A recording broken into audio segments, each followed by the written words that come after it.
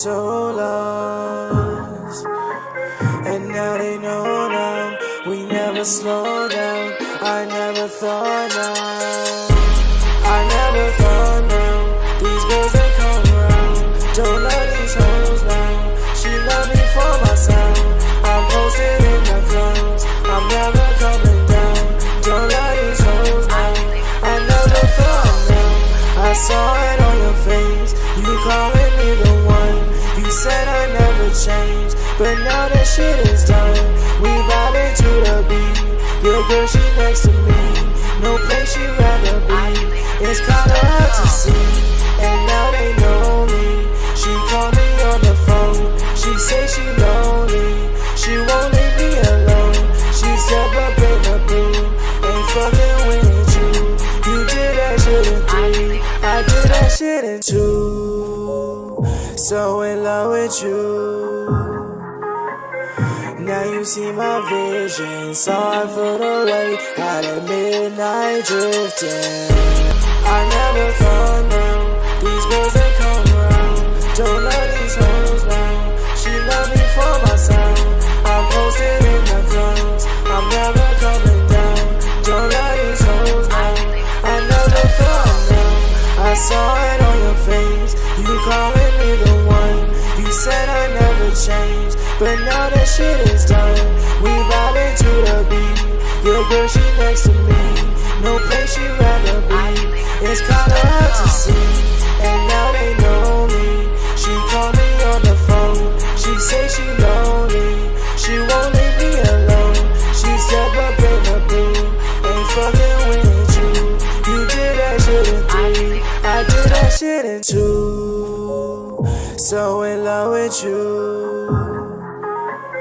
Now you see my vision. Sorry for the wait. Had a midnight drifting. I never thought now. These girls they come around. Don't love these hoes now. She love me for my sound.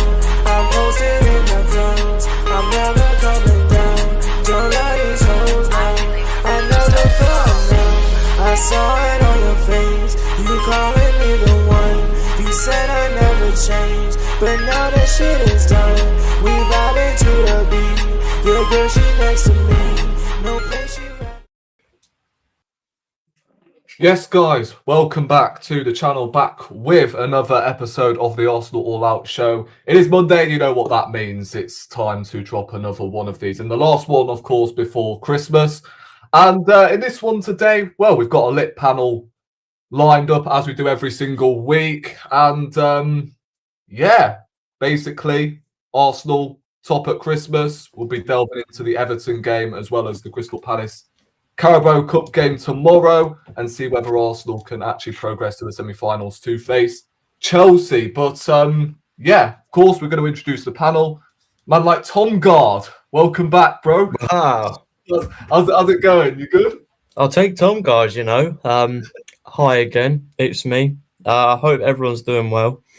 Thank you very much for having me on. I don't know if I've spoken to some of this panel before, so it's great to see you for the first time. I hope you're all having a nice time period, I suppose. If you're celebrating Christmas, then Merry Christmas to everyone watching on.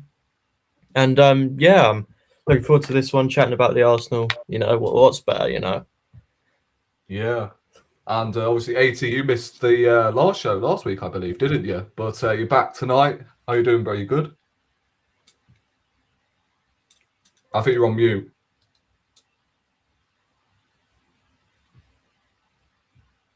I think you're on mute, bro.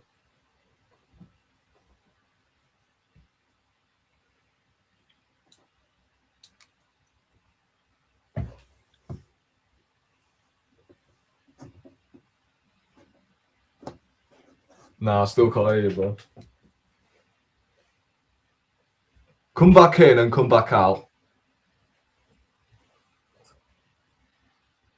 Well, obviously, AT's got some technical difficulties, but Tony, welcome back, bro. How's it going? You good? Yeah, I'm good. Good evening, guys. How you doing? Smash up the like button and you know, let's just have a let's have a good talk and uh, compliment of the season to all of you who are celebrating Christmas, and happy holidays, and let's go. Let's see if we can hear AT now. Nah, still can't hear you, bro. Yeah. Oh, what's going on, bro? Tell you what, I'm watching Monday Night Football at the moment, and Smith Rowe's impressing me quite a lot. Oh yeah, Fulham Forest are on, aren't they? Yeah, he's playing well. More than what Odegaard did the other day. Oh, Smith Rowe's always been a baller. Yes, can you guys hear me now? Yeah, we can hear you now. Yeah. Oh, Yeah, sorry. how's it going? It was on a different speaker. Okay. That's why. So sorry. I've been there before. Don't worry, bro. But how's it going? You good, AT? Or well, apart from the technical difficulties. How's it going? So compliment of the season to you guys again. Sorry for not hearing me the last time. Apparently, I was using my mic for something else and it kind of got stuck there. But we're back again. Time to have some, Arsenal talk. We had a very terrible time against Wolves. No one is speaking about that anymore. But we've moved to Everton now. We're going to touch on that and just to see how that pans out. Thom, good to see you again. My man Tony, also good to see you as well, bro. Yeah, big ups, Thom and Josh and the rest of the crew. Thank you. Yeah, those of you who are asking, Dom will be coming on shortly after when he's come off his stream. I think he's on at the moment. Seb, I don't know where he is, although I think he did say just before 9. So, yeah, that could be any time, basically. And Josh is currently doing his watch-along for Egypt, Zimbabwe, I believe. So he'll be coming on straight after that. But, yeah, for now, it's just the 4 of us. And I'll start with, obviously, the Everton game. 1-0. Again, it wasn't pretty, but we managed to get over the line. And I think you could argue the performance was slightly better. I think, for me, the performance wasn't necessarily awful. It was just down to individuals making dumb decisions in the final third for me. But, we'll start off with Thom first. What do you make of the game overall, mate? Well, yeah, as you said, it was better than the week before. However, it really wouldn't have taken much to be better than the week before. I think we can all agree on that. Again, I thought going forward it was a bit boring. I thought he played it safe with his substitutions as well. Trossard for Martinelli was one for me that, I was like, be a bit more adventurous. Put Madueke out there. Put Eze out there. We haven't really seen Martinelli hit the heights in the Premier League that he has in the Champions League. Whereas, Eze can come on and he's sort of a similar sort of profile to Trossard, well, closer than Martinelli, you could say. And yeah, I thought going forward, we probably should have won it by a couple of goals at least. Trossard and Zubimendi both hitting the same post was unlucky. Trossard probably should have scored that chance, for being honest. Zubimendi was more unlucky. And yeah, I do struggle to see where these goals are going to come from without individual sort of quality from Saka or Trossard, because at the end of the day, it took a penalty to beat Everton, who were missing quite a lot of their key players. Dewsbury Hall, Ndiaye, who's the other one? Garner Gay in midfield. Yeah, Garner Gay. So yeah, I do think that it wasn't like convincing. I still think that we've got a couple of steps to go.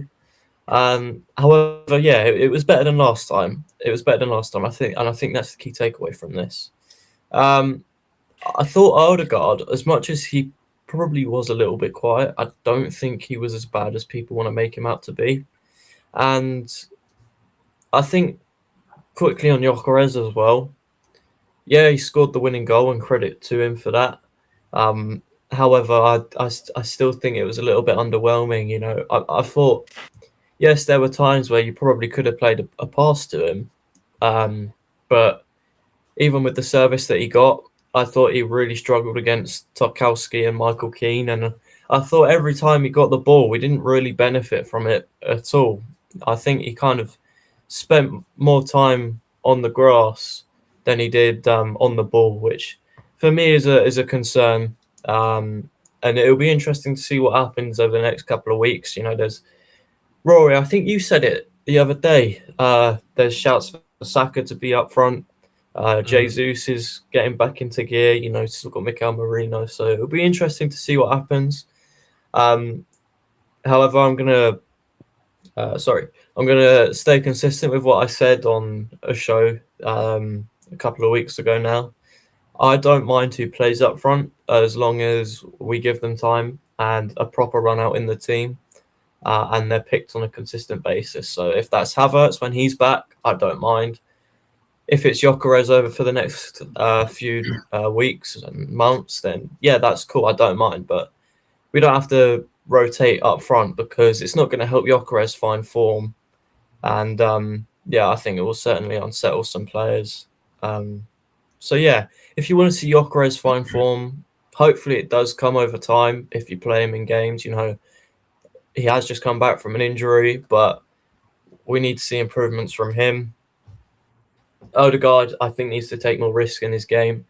And yeah, I think the other safe substitution was Odegaard for Mikel Merino. Why? We're 1-0 up. Go and hit them on the break and get a second at the end. I don't really understand that one for Mikel Merino at the end. Like, if you're going to bring him on, put him up front. Yeah, we've got Eze and Nwaneri on the bench who are crying out for minutes, especially Nwaneri.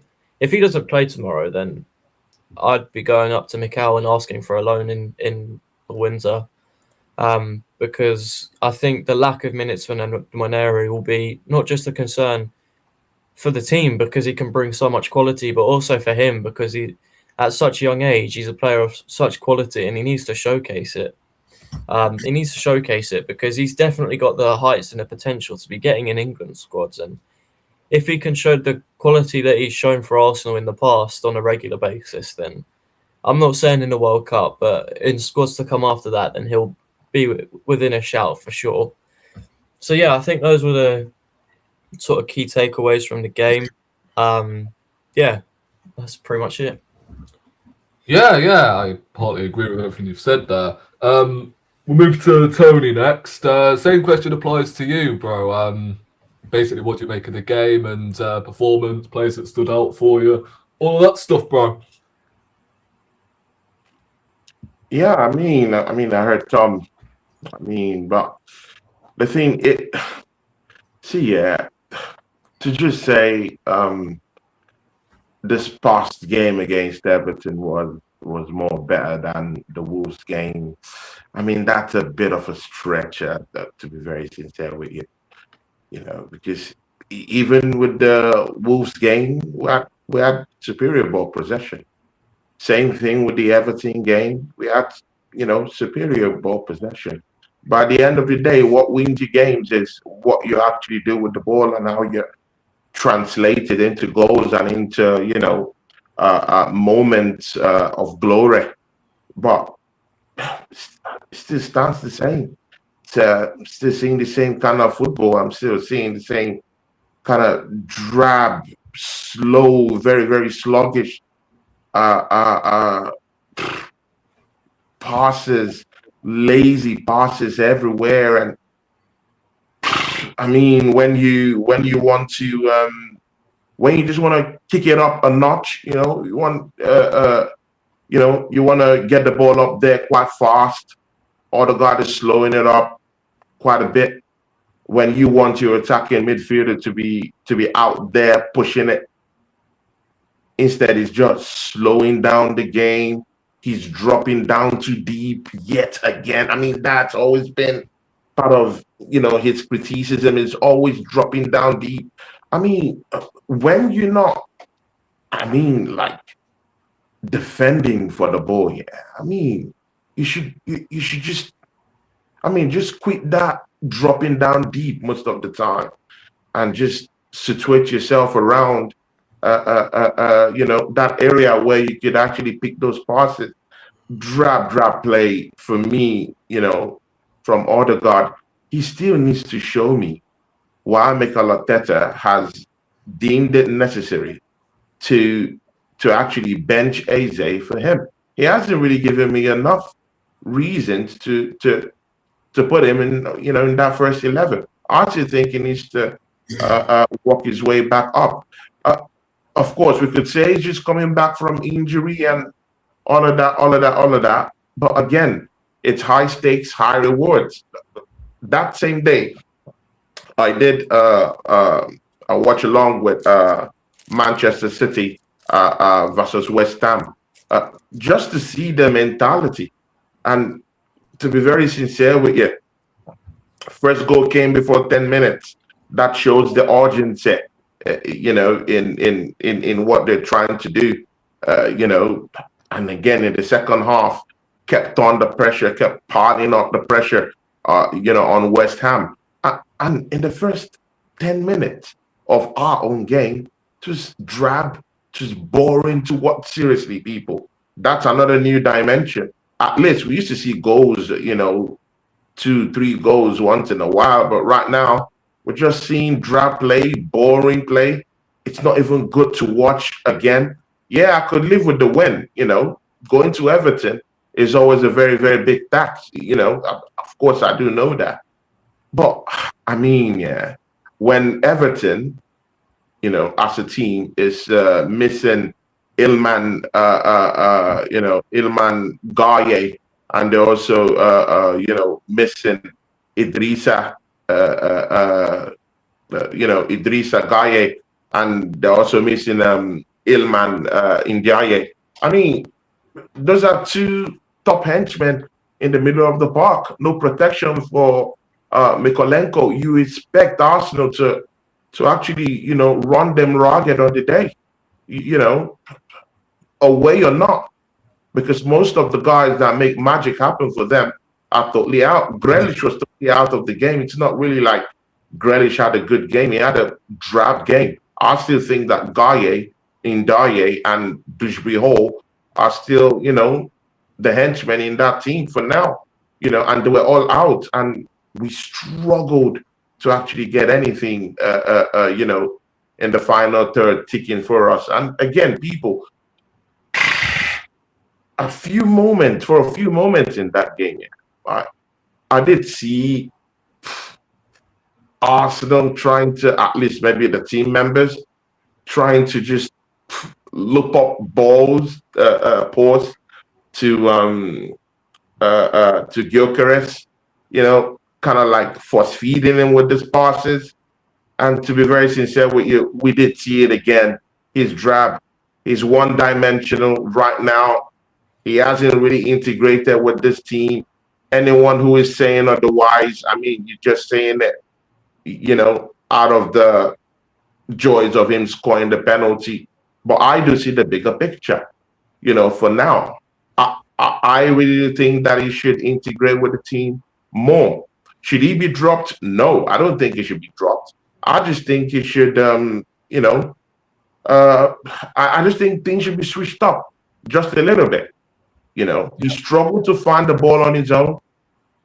When Jesus came on, we did see Jesus get into certain situations where he doesn't have to wait for the ball. He just moves with it. He rolls with it. He pops up in different positions. On the channels, he's out there. Final third is down there, just giving you that extra bit of body up front. And again, that day, I didn't really see pressing as part of our game. On the day, we didn't really press Everton to cause some silly mistakes out of them. Of course, you could say that handball. I mean, this is the first time I'm really seeing someone just lipping up. I mean, O'Brien, you're one of the tallest. I mean, see, people, O'Brien should be one of the tallest defenders in the Premier League, if I'm not mistaken, or thereabout. I'm not sure, but thereabout. Yeah, him and Bolton, yeah. What are you doing?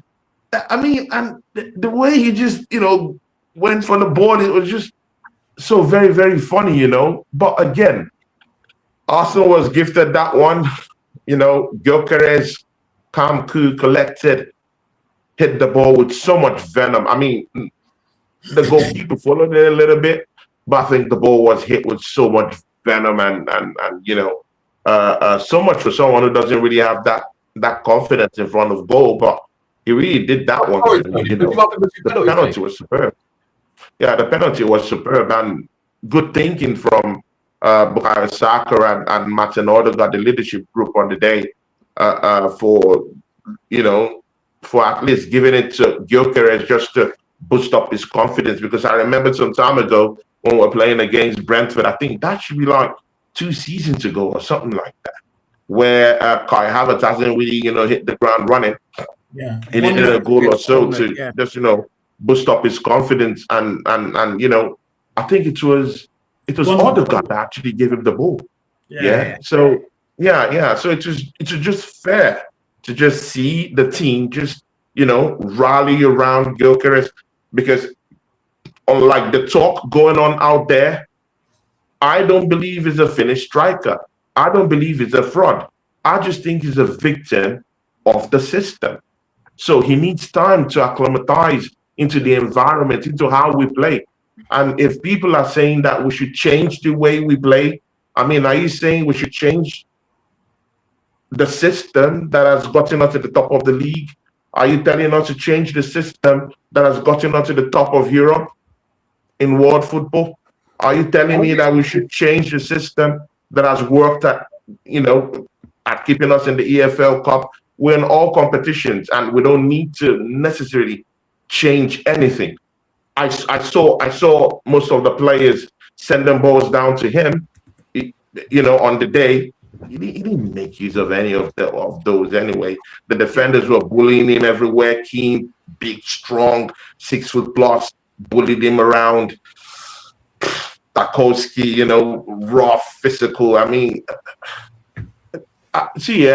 when starting that game, I felt that was a game for Gyokeres, because I felt he would use his strength to just kind of push back Tarkowski and Keane, but it didn't really work, innit? Secondly, you also have to look at missed opportunities too, bro. I mean, we have to talk about it. I mean, Trossard, when you get the ball in that position, we want to see the net rumble. I mean, that was a clear opportunity to just tear the net, tear the post. So, in as much as we're struggling and goal shy right now, we're also having we're now seeing a scenario where most of our trusted players that has gotten us over the line over these few weeks are now struggling in front of goal. Yeah, Trossard, I'm sorry, you have to be burying that one when you get that kind of opportunity. Bukayo Saka, what are you doing? When you get to such a position, when those kind of scenarios are drifted towards you, you have to put the ball in the net. You have to take your chances. You have to take your chances.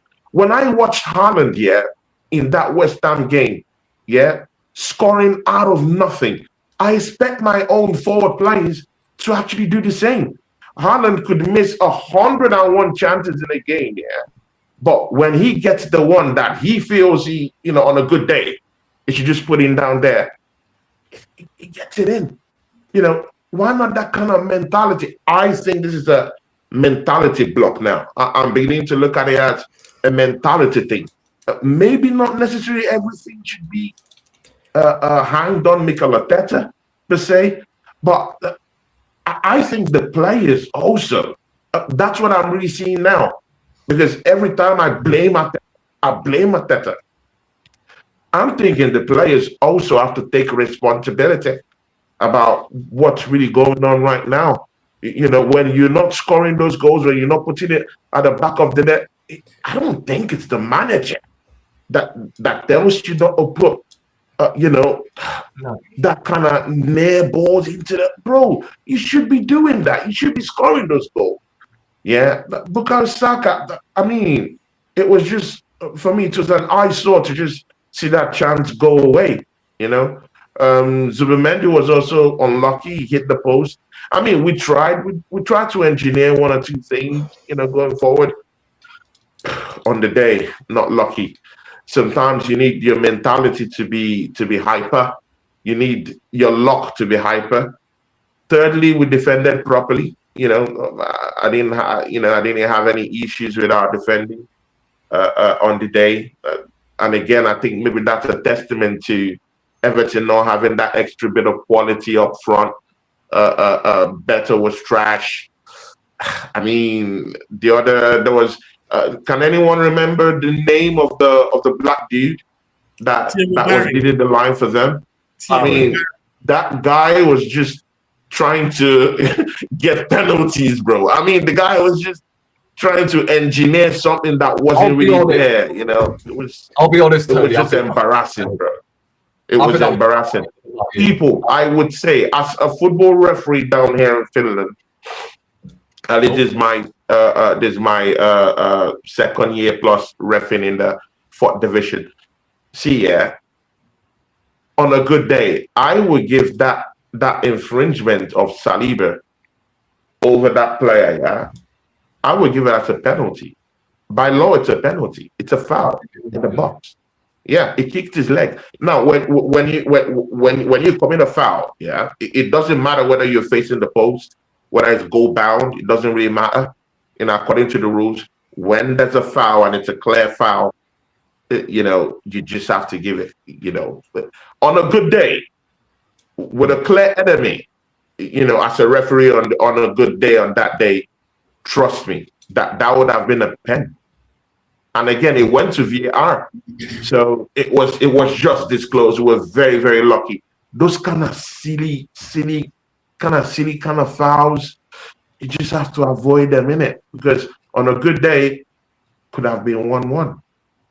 I've given such fouls before because it's a foul, whether you like it or not. You kick the player, and it happened in the box. So, I mean, it happened.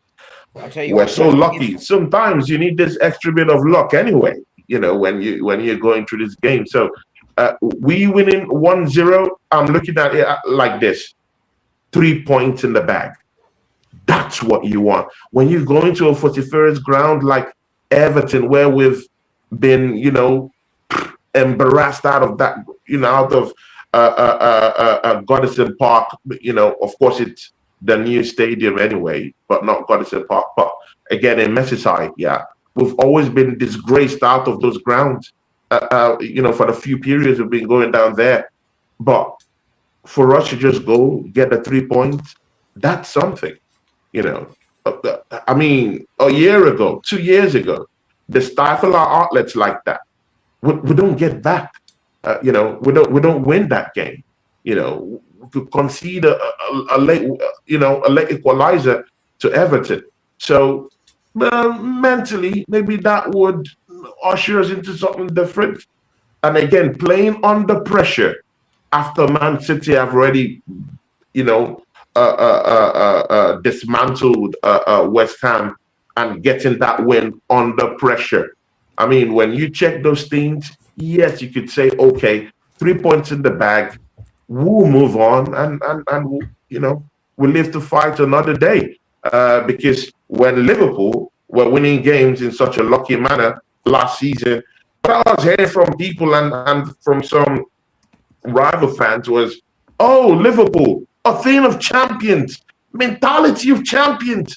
Oh, 1-0. Oh, that's what champions do.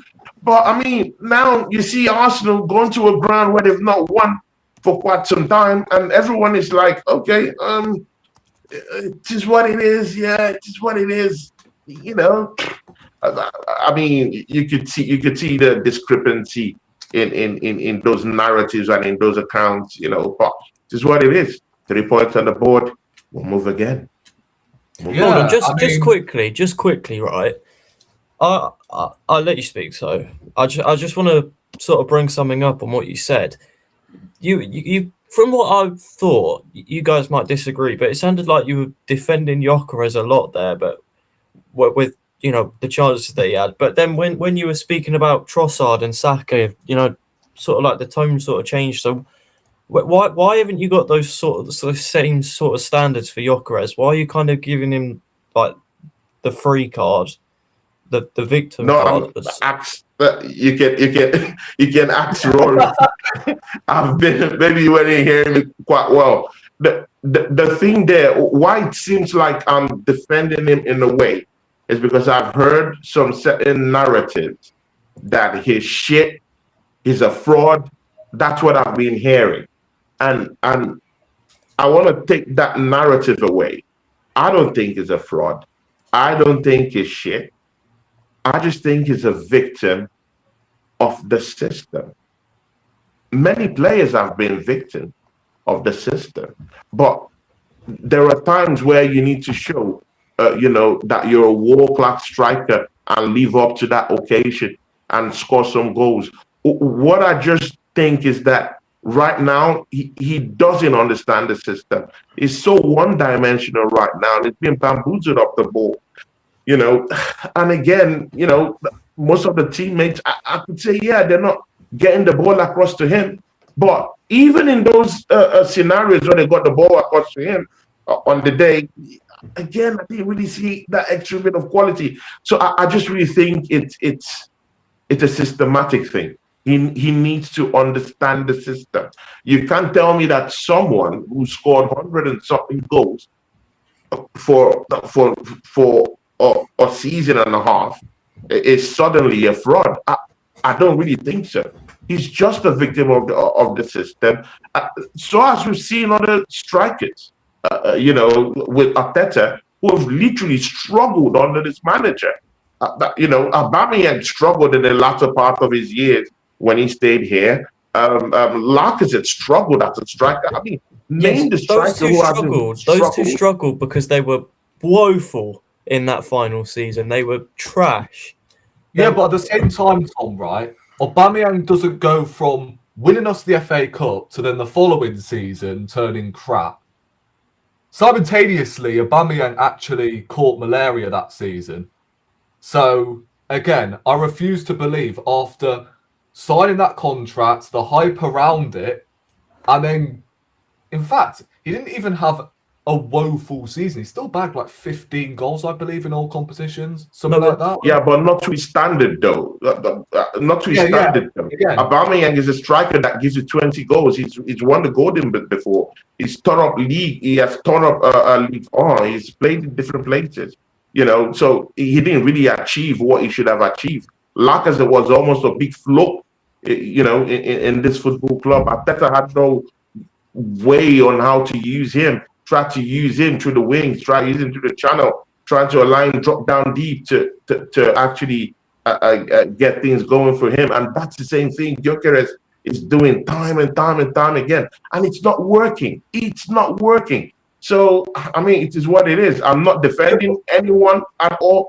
I'm just saying use the depth that we've acquired. Right now, Jesus is out there right now. I still think Jesus is one of the most dangerous forwards, dangerous attackers when he's fit. Thom, I've seen you on the show with Rory before. You've echoed the same thing I'm talking about. He is one of the most dangerous players when fit. And again, you can see it. Gyokeres is struggling to actually get the ball. He's struggling to get it pop up in different positions, without needing any aid. Look at Jesus. He just seamlessly attached to the system. It's working for him. He gets to the ball. He's popping up in different channels. He's running the channels. He's fighting off defenders. He's trying to dribble across the 18. Bro, I mean, it is what it is. I'm not just seeing that same kind of work rate from Victor Gyokeres. So it is what it is. I'm not saying drop him. No, you don't have to drop him, but you can be able to bring in a Jesus to actually start some games. Although in this particular game, I wanted to see Gyokeres start because I felt it was going to be a very physical battle, mostly with those two Everton centre-backs, experienced, tall, big, strong, muscular, 6 foot plus, keen, rough, look at Tarkowski, and you could see it. He tried to fight them off, but they were stronger than him. Mikolenko, big, tall, strong. You know, have all these tall, big, strong defenders down there at Everton. It couldn't work for Gyokeres, innit? But when Jesus came on, you see the touches he made.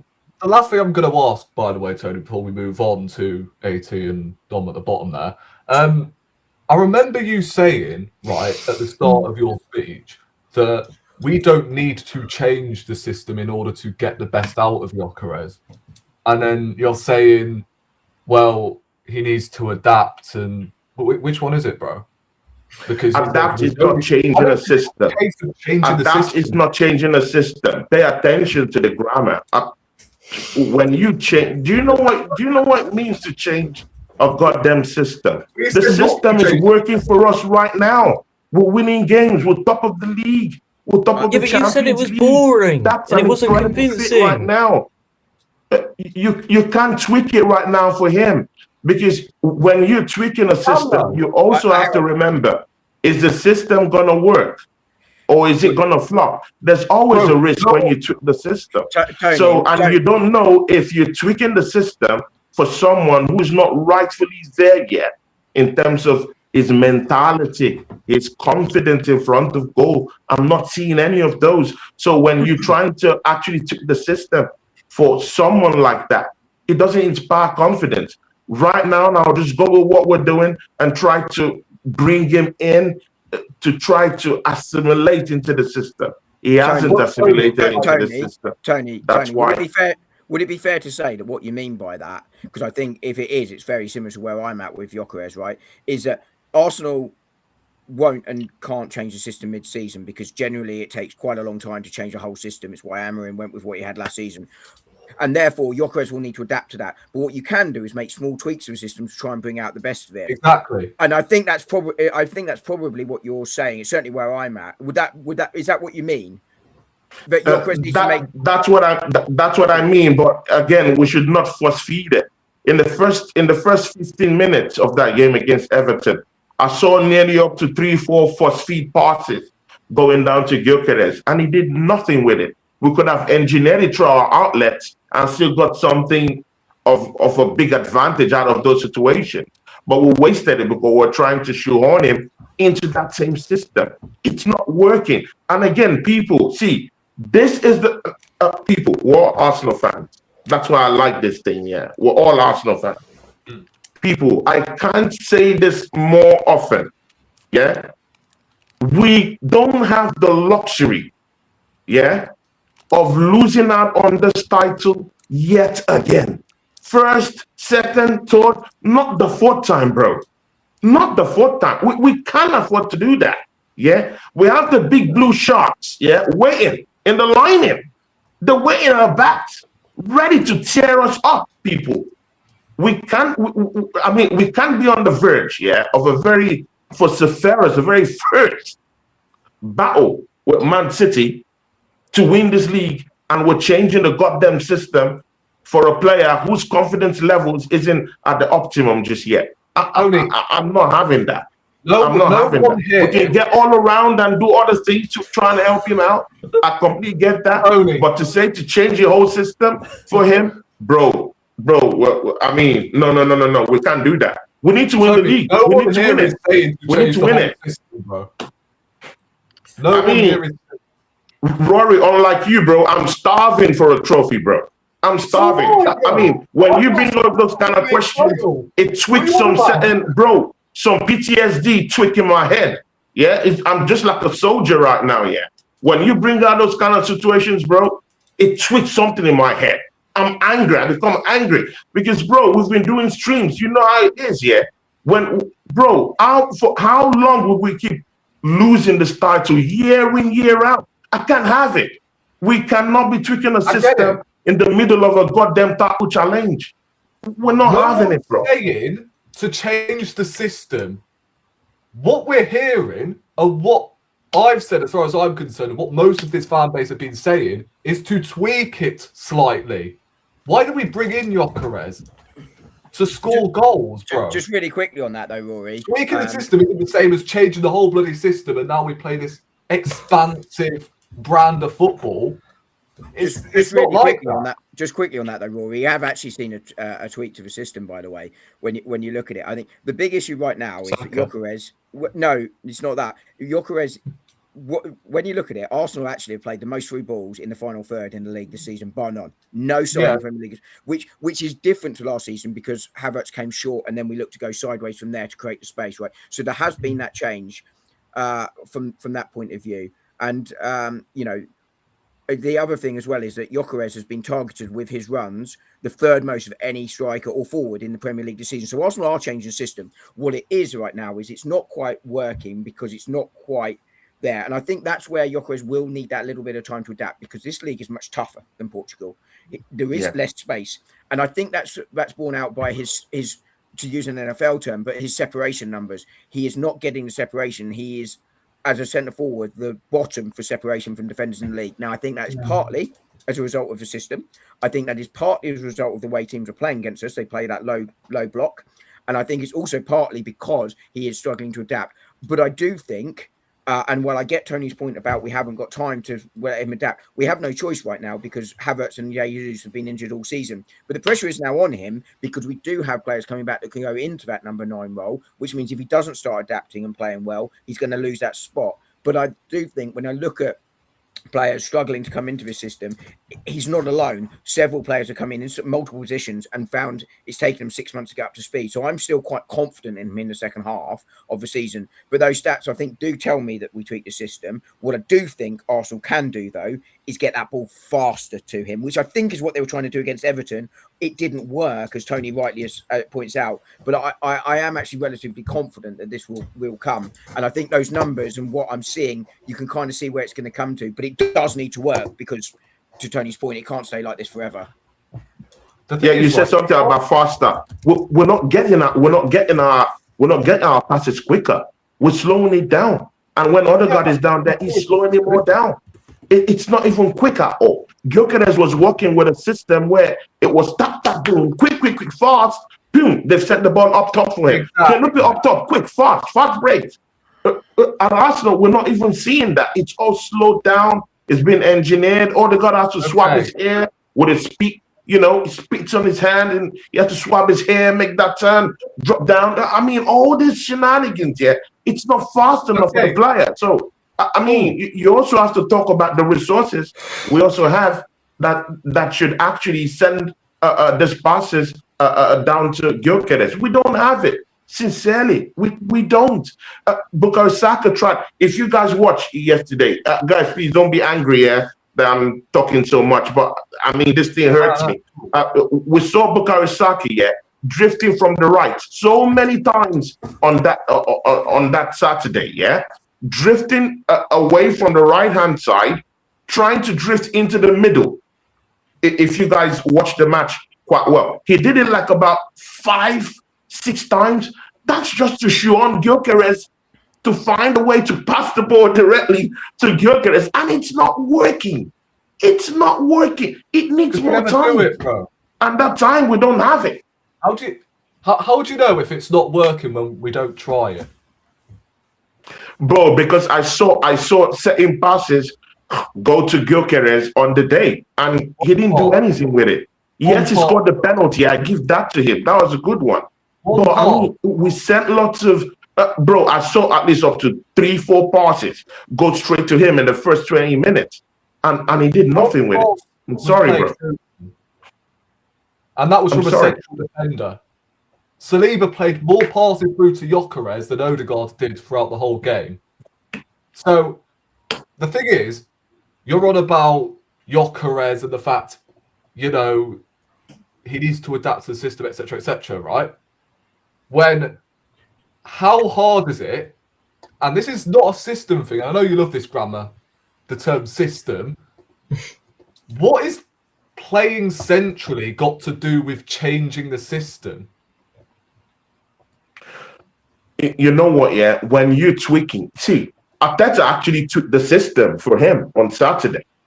That's why we're seeing our outlets like Saka and Trossard actually playing almost out of position on the day, trying to move cuts in centrally to actually make room to actually send those passes straight to Gyokeres. And it wasn't working. That's what I'm saying. So So there why did you say- there were some changes in how they send the ball to Gyokeres, and it's not working. So why did you say he we needs drop to the adapt? ball That's the in? thing. It's not just working, you know. And again, when you're trying to adapt our system to shoehorn a Gyokeres into it, then you're not changing the patterns to our outlet. Those balls won't go to our outlet again. It won't go to Saka again. It won't necessarily go to Trossard. That's why Trossard wasn't really getting the ball on that Saturday. He wasn't really getting it. I could count how many times he touched the ball. Saka wasn't really getting it, was trying to drift in centrally, and that's not his wheelhouse. You know, maybe down the left-hand side, okay, I hear you. But trying to drift in centrally just to make room so that they could send it down to Gyokeres. It wasn't working. Yeah. Yeah, so it is what it is. We just have to adapt our system in it and try to help him. But if not, we have Jesus, who doesn't have to break a sweat in trying to help out the team in the system, because he's part of the system. He understands it. He breathes in it. He understands it. He can get us far, you know, because it's part of the system. He already knows how to navigate spaces around it. Yeah, we'll need another system counter. I'm telling you now in the live chat. Yeah, we'll move to AT. We do apologise for rambling on. I know AT, sorry, bro. Sorry, bro. No, Sorry, bro. Come on. sorry, bro. You just have to do you sometimes. That's cool. Oh, but we'll come to you next.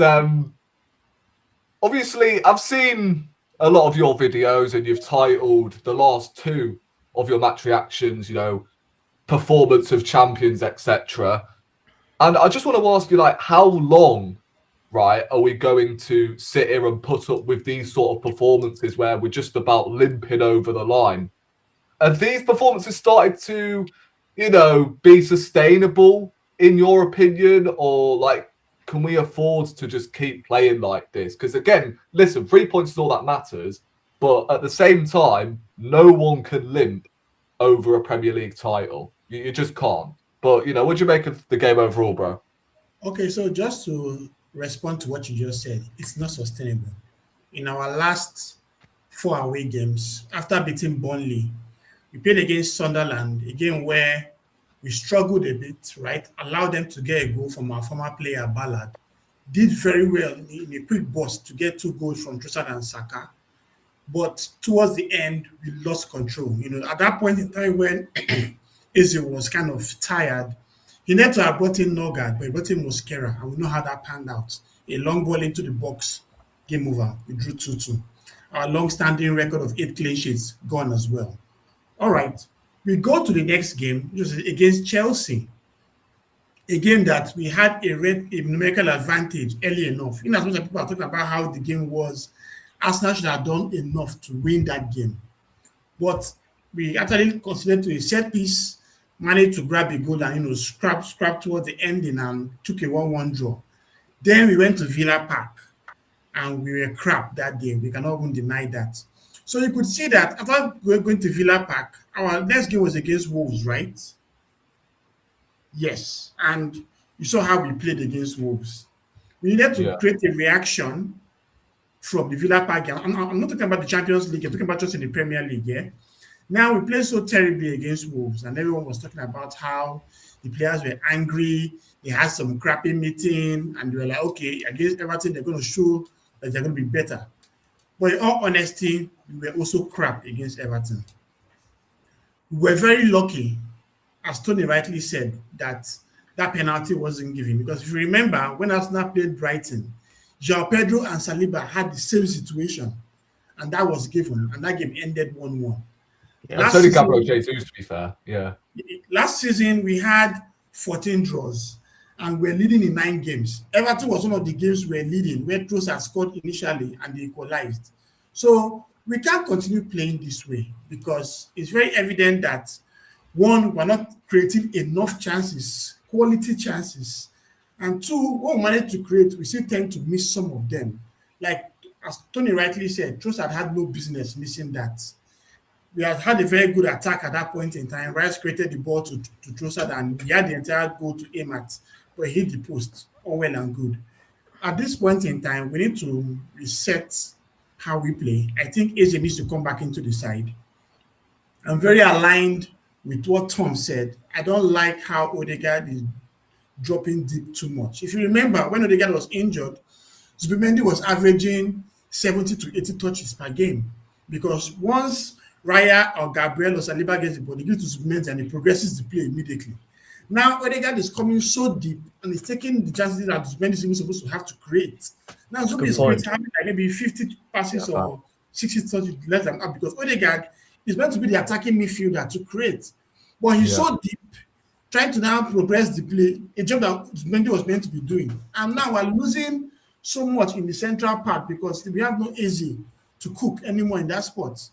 So I think I like Odegaard, but I think we need to really shuffle the pack well. There are some games that, okay, if you really want to play Odegaard, you have to take out either Rice or Zubimendi so that Odegaard and Eze can play together and create dually, right? Because if we continue playing with the kind of quality that we are showing, we might get to a point where these wins become draws. At some point, we're 7 points ahead of Man City, right? Everyone was so happy. But guess what? When Man City played West Ham, they were actually on top of us. And you could see the pressure that we had going into this game. A ground that we had only one win in our last 7 matches. So, in conclusion, this is not sustainable. We have to be more clinical. And what I'll finally end with is this whole system talk that my guy Tony was talking about. Right now, Gyokeres has made 350 runs and has been targeted 129 times by his teammates, making him the third most player that's been targeted, just behind Thiago and Watkins. And as Don rightly mentioned, Gyokeres currently has a problem by being the least available for passes. He's on 3.14 kilometers. Haaland is on 5.3 kilometers. Haaland knows how to open himself up to get a pass. Like, see what happened in the game against West Ham. He just escaped from the defender, fired the first shot, Areola made the save, he rebounded and scored the goal. But Gyokeres is always too close to the defenders, and that's why you could see Tarkowski and Michael Keane bullying him, because he doesn't actually make those good runs that we expect of him. When he was in Sporting, he was playing against farmers, defenders that, were not at the same level as with him. And now he has come to the most elite league in the world. And trust me, you will not have space to do what you want to do. There are so many strikers that have come to England and struggle. He's not going to be the first, and obviously he won't be the last. Yeah, I mean, something else I managed to point out about Gyokeres, none of our attacking players have actually assisted him this season. Because if you think about it, against Leeds, he scored a brace. Calafiori assisted the first goal, I believe, and then obviously his second goal was a penalty. Against Nottingham, Eze assisted him. Forest, Eze? Yeah, Eze assisted him, but again, like, he plays as the 10, right? I'm speaking of like Saka, Trossard, Martinelli. Eze was on the wing in that game. I think Eze was on the wing in that game. Yeah, so Eze was on the left wing. He's an attacking midfielder predominantly. Mm-hmm. Yeah, but he was on the left wing. But he wasn't playing there in that game, so what's your point? No, but he's predominantly an attacking midfielder. But he wasn't playing there. But he's played attacking midfield more times than he's played at left wing. Yes, but that wasn't in that game. He was on the left wing in the game. But in that game, you're taking on the left wing. Yes, but you can't class him as an attacker if he doesn't play as the left wing. But he was. But he was the attacker. I think I know the point that Rory is trying to make. If you watch, in general, you can't call him a left winger in general. If you watch on the left, he has not played as the left winger all season. Yeah. Oh, Anthony, sorry, real quick. Anthony, real quick. I know the point Rory's trying to make. Am I bluffing or what? What is going on? See,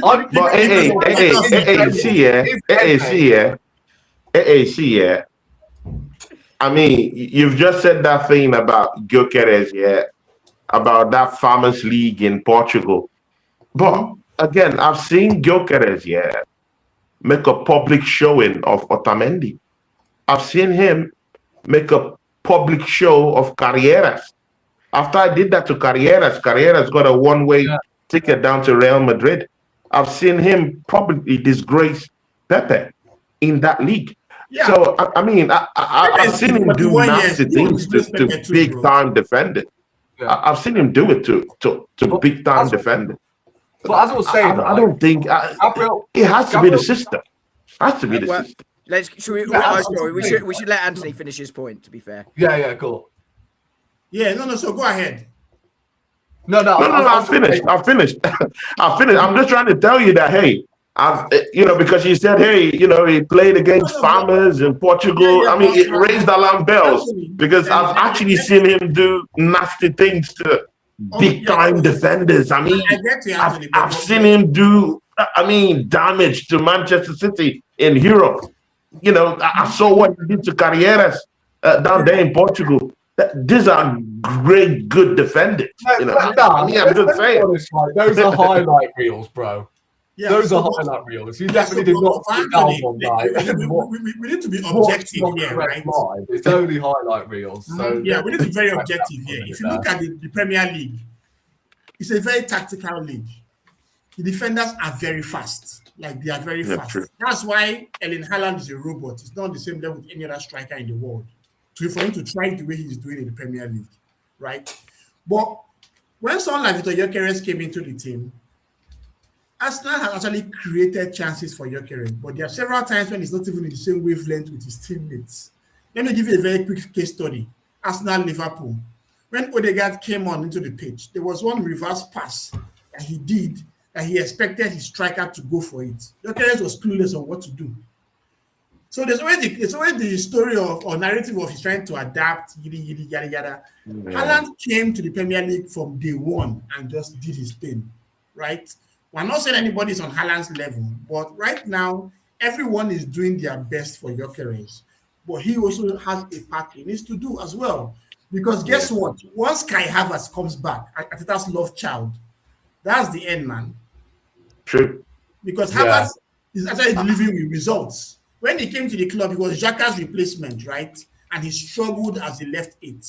But when we tweaked the system, your favorite word, and took him to center forward, Havertz scored so many goals for us, and we left him in center forward, even to the point when we could not get Šeško, and Ateta was confident enough to leave Havertz and Jesus. But not enough to win us the league, though. Not enough to win us the league, though. When we're talking of a big-time striker, we're talking of a striker that could give us 20 goals in a season, 25 goals and win the league. Kai Havertz was not on that level, definitely, for 2 seasons. He didn't bang the goals to give us the title, so it's not good enough on that level to actually win things for us, at that level. But Gyokeres, I mean, when we were thinking of bringing him in, it wasn't a question of will he bang the goals? It was a question of Arsenal finally got a batsman. So it's a big shock to all of us seeing that, he's really struggling in this way. I mean, look at Ekitike. I mean, throwing in decent numbers. Sorry, bro. If you scored 97 goals in 102 games, at the very least, at this point in time, you should have been on like 15 goals. There was already this hype around Gyokeres. We were very optimistic, right? But what we have seen on the pitch is not relating to what we were expecting, and we have to be honest with ourselves about it. It's on Ateta. It's on the system. It's on. That's what I'm trying to. This is just the whole thing I'm trying to say. It is on the manager. It is on the system we are playing. I don't think it has to do with Gyokeres as a player himself, because I've seen him do stuff. I've seen him do damage even to teams in Europe. So if you're extricating that Portuguese league, good and okay. But I've seen him cause damage in the UEFA Champions League. And the UEFA Champions League, it's top tier. He's done it against City. He's done it against Real Madrid. He's done it against bigger teams. And that's in Europe. There is a difference though, between how teams play against Sporting, how they play against Arsenal, right? If you take Everton, if they were playing Burnley, they're not going to sit deep like they were. And it's the same in Europe, right? I mean, teams don't fear Sporting the same way they fear Arsenal, City, or Real Madrid, and therefore they play differently. So the space is there for him. So I think there is a difference, which is where, we were talking earlier about the adaptation. But, there is that, as we said earlier, a little bit of Arsenal tweaking the system and Gyokeres having to adapt to those tweaks as well. Yeah. Welcome, Josh.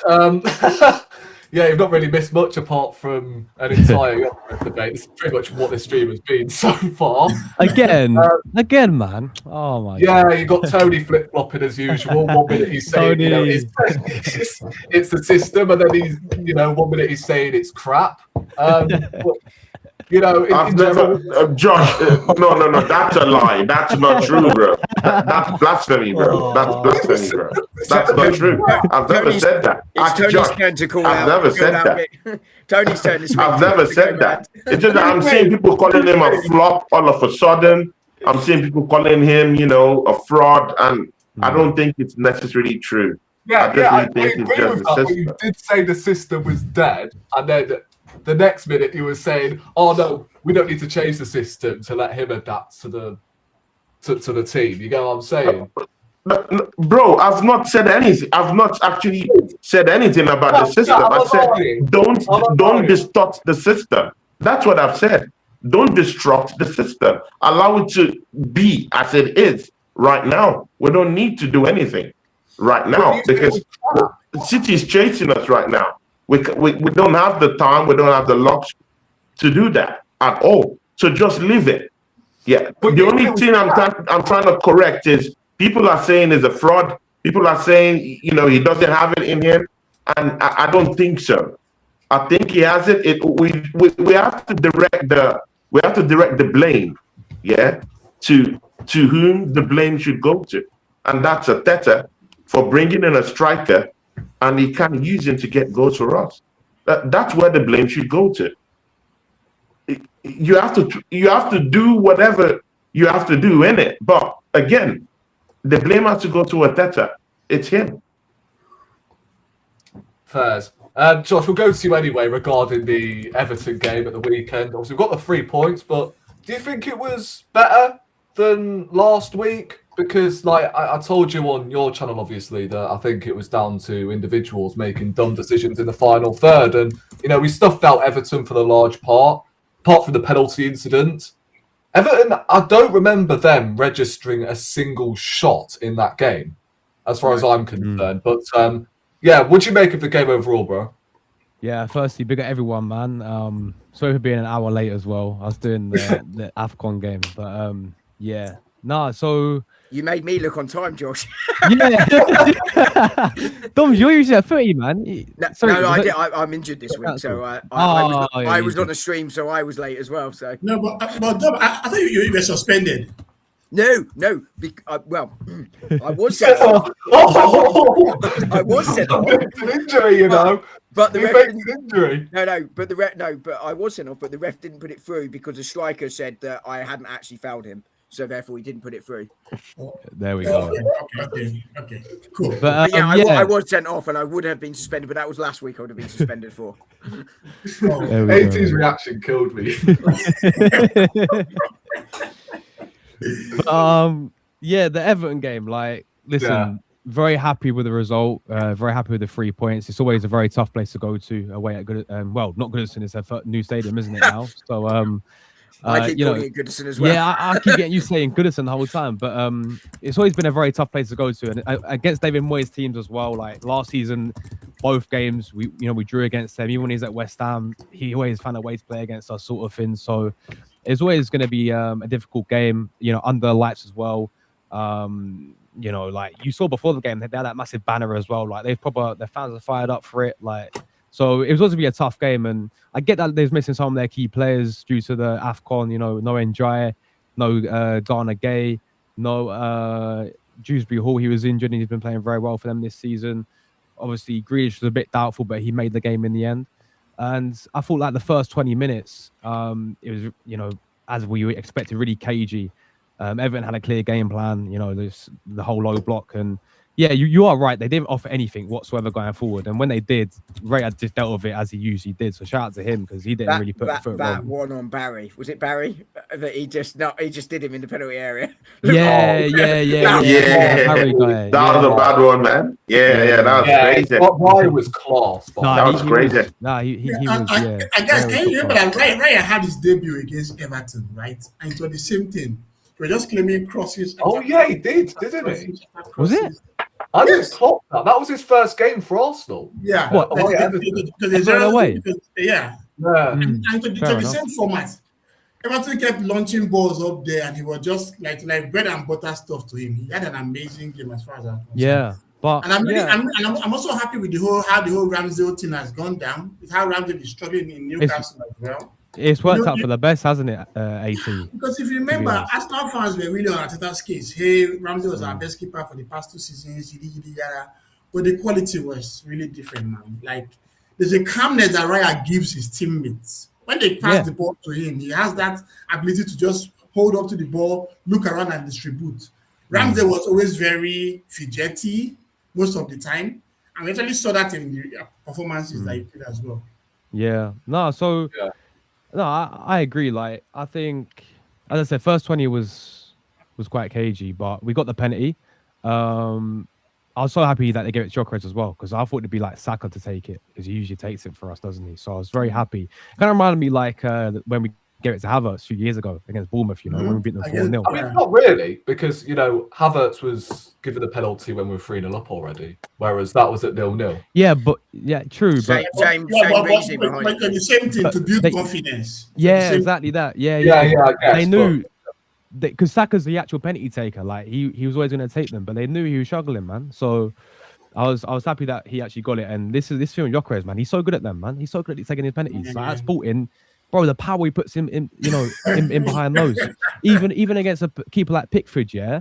Whoa. And Pickford goes the right way as well, but he's too powerful, man. He could have the stopped power it. was crazy. Yeah, man. that was a powerful shot. For that was someone a powerful that shot. has confidence, He hit it with so much power venom. was crazy. Do you He hit it guys with so think? much venom. Do you guys think Gyokeres should be our permanent like penalty taker from now I think on? he should personally. I think he No. I think we should be between Saka and Gyokeres. Saka is quite good at penalties as well. But Yeah, for high Surely pressure it would moments, make sense I think to I'll have give your. Gyokeres. Surely it would make sense to have your top scorer so far this season, by the way, as well as your striker taking penalties. When 3 points are on the line, I think it's got to be Gyokeres because he knows how to take a penalty. I've not even seen him miss one at Sporting. I don't think he even missed. Out of all the I don't think penalties he's that ever missed- did he miss Just one? one. He missed just one is Sporting. Just one. By the at way, Sporting. Josh, I think he hit that ball so hard that even if Pickford had got his hand to it, he's going in the back of the net like a cartoon character. True. I agree. It was hit with so much venom, so much It's like power. Shaolin soccer, man. Remember that movie, right? Where they had a penalty that took, like, basically tore the entire pitch and whatnot. Man. That was Yeah. He's doing a Ted Lasso and putting it through a hole in the net. But yeah, Taking out Win the dog. Oh man, this bloody dog. Sorry, Josh.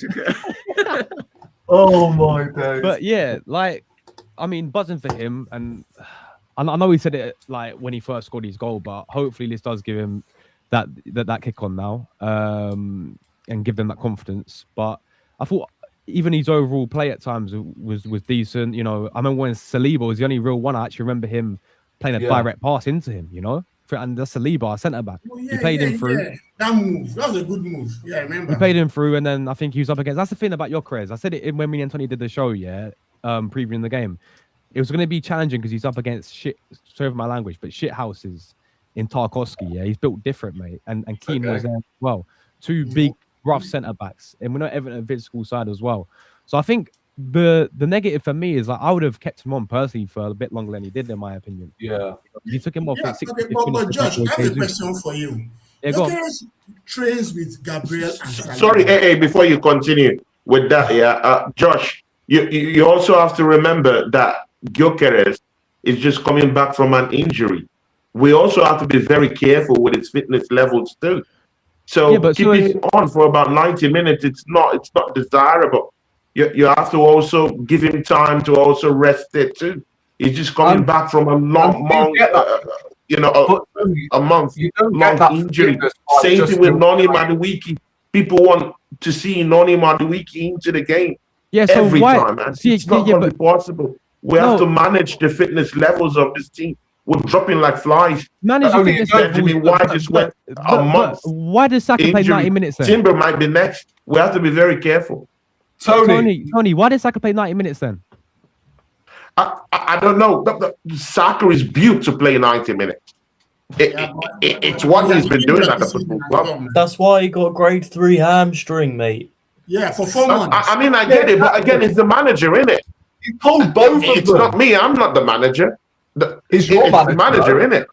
Yeah, He's your manager. He has to make the decision at the end of the day, innit? He's your manager. Yeah, so He's your manager too. He's your What are you doing? With the treble. Are you serious? Really? With the fucking treble, bro. What are you talking about? Seriously, I will go to the gutters with you, bro. Really? He's your manager too. What are you saying? He's your manager. At the end of the day, the manager has to take responsibility for these things. Because I still do think that the manager doesn't understand what it means to actually rotate effectively. Yeah. It's a big problem in our team right now. Again, our players are dropping like flies. Yes, We have to be careful with their fitness levels. yeah, point but There's how we use Gyokeres as he gets back right? injured. But you're I'm making sorry. a point about Tarkowski and Kim bullying Gyokeres. But Gyokeres trains with the likes of Gabriel and Saliba, who are undoubtedly the best defenders in the league. Shouldn't that be a factor in him doing well against such defenders? But they don't leave tackles. They don't leave tackles on him. They don't leave tackles on him in training like that. Tarkowski is a dirty, very dirty defender. Tony, King's a dirty defender. Mikolenko, dirty do you defender. not think Gyokeres played well? They leave against tackles everyone? behind you. No. He was like a 6/10 for me. In all honesty, because like the chance that Saliba created for him, if he had created more space between him and Tarkowski, he'd have finished that chance. But Tarkowski closed him down very well. And then he had that header as well in the first half. Yeah, I remember that one. that one was a low quality cross to him. I can't fault him for that. But I just feel that he can play a bit better. The thing is, I was going to say about Gyokeres' fitness, right? You do not gain that fitness by just training, Tony. Yeah. Yeah, sure. So, You get it about playing too, I get it. But you have to manage it, innit? At the end of the day, big-time managers know how to rotate and they know how to manage the squad. And we're not doing it in our team. That's why we're dropping like flies. So, sorry to come in on that one, though. The stats don't actually bear that out. Until 2 weeks ago, Arsenal made the subs earlier than any other manager of this season. We're currently now third on that. We've also rotated the most this season, albeit a lot of that has been forced. So this season, the stats don't bear that out. And that has been forced in some ways because we've had a lot of contact injuries. And as a result, we started to creep up a little bit in the muscle injuries, but we're big bang on the pack for muscle injuries. So the stats this season don't bear it out. However, there are still opportunities where that criticism is fair. I think Everton was a perfect example of that. I was surprised. I think we made 2 subs in the game, unless we made one when I nipped to the loo because I had too many Guinnesses. Noni, was it Don? Dom. So, Sorry? No, yeah. Noni Madueke. I don't know why he didn't come on. I was surprised to see him not come on. I'd expect him to start on tomorrow. But but the stats don't bear that out this season. In previous seasons, it was a fair thing to say to him, but equally, we were making substitutions where Saka was coming off and God knows Raheem Sterling was coming on or Saliba was coming on and Holding was coming. So you could kind of see the resonance there because we wanted to get back to where we were and the depth wasn't there to support that. But actually this season, and as I say, the stats are distorted by the injuries that we've had this season, that it doesn't actually bear out the fact he's not rotating. I think the proof has he learned will be when players are back, do those stats continue in the same vein? Yes or no? Only time will tell. We don't. But the answer is we don't know if he rotates. So I have a stat I want to share with you guys. Hang on, I'm stat man. Oh my days, bro. 100 different injuries since last season. Yeah. Wait, say that again. Okay, if you go on Twitter, check Sam Blitz. Arsenal has now. So this was after Ben White was subbed against Wolves when they got injured. So what he said was, Arsenal have now reached 100 different injuries since the start of last season. Yeah. Ben White's withdrawal against Wolves was his 9th separate setback in that period. Wow. 100 injuries since last season. We got a question from AFC Always. Would you take Manu in January? No. Yes. Yeah. No. No. You. Nope. Only for Yes. Tom, why? Why yes? because I obviously money wise, if it was a permanent deal, it wouldn't be possible. I made a video on this yesterday, Kobe Mainu. All right, Luke. A little bit of self promo there. Luca. But yeah, I did say he has got the quality that I do think we need a player in that position in that area of the pitch. I spoke about a couple others being Ruben Neves and who was the other one? Buwardi. Buwardi, yeah, that's the guy. Yeah, I was never getting that off the top of my head.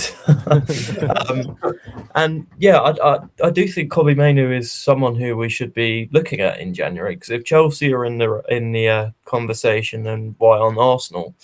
I think for Kobe Mainu as well, it would be a good move for him personally. I think we've seen Chelsea. I just remember makes sense. Exactly. If it's between us and Chelsea, then obviously it would make more sense to come to Arsenal because there's less competition. Now, obviously, it's got Declan Rice and Zubimendi. Sugo, Andre Santos, they're all out for quite a while. So they're actually light. They've been playing with James. Yeah, I think it would be good for Mainu, though, because he'll want more game time now because he wants to get into that World Cup squad now.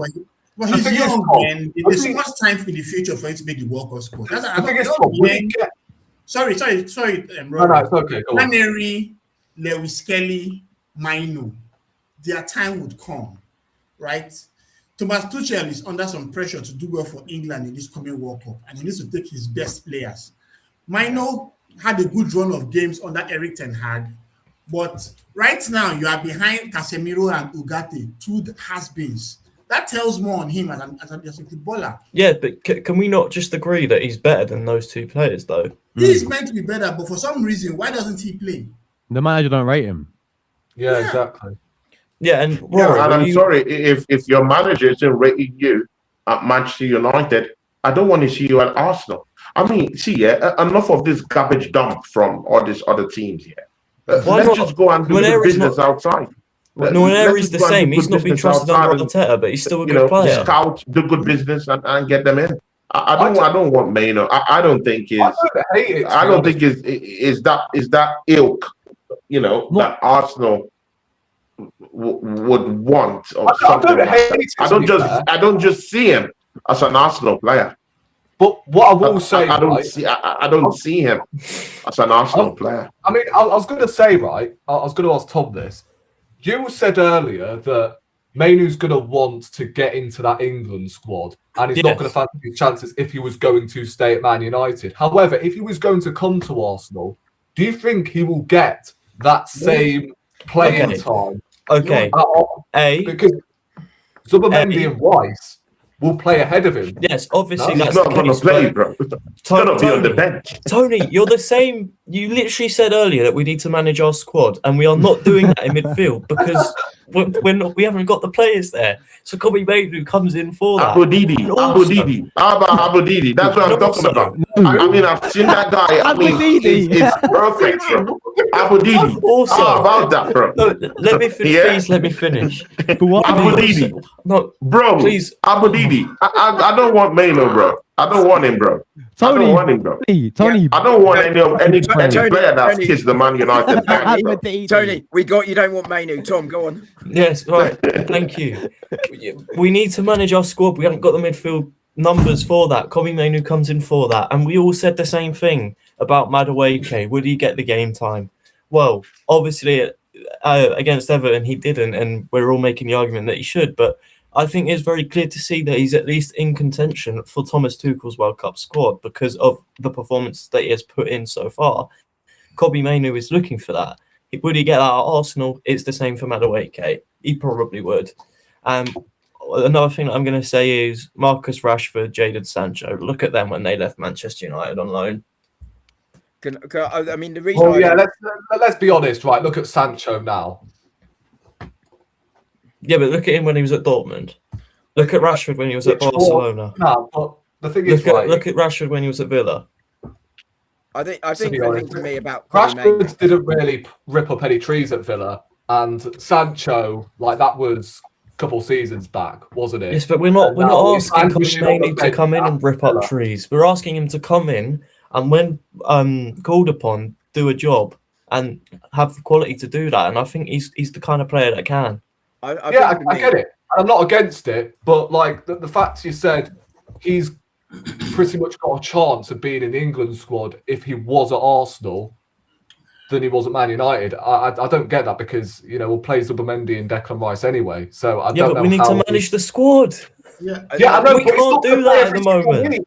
Is he going to play enough minutes in this Arsenal team to warrant an England call-up for that World Cup? And we all said the same thing about Madueke. Is he in contention? Yes. Obviously he is. I think. Yes, but who else have we got on that right-hand side apart from Bowen and Saka?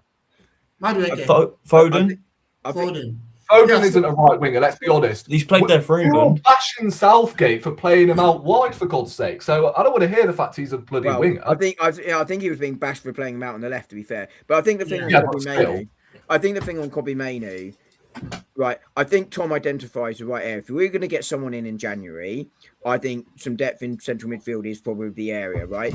But I think, I can't see anything happening in January unless it is a loan, which Mainoo would be a loan, right?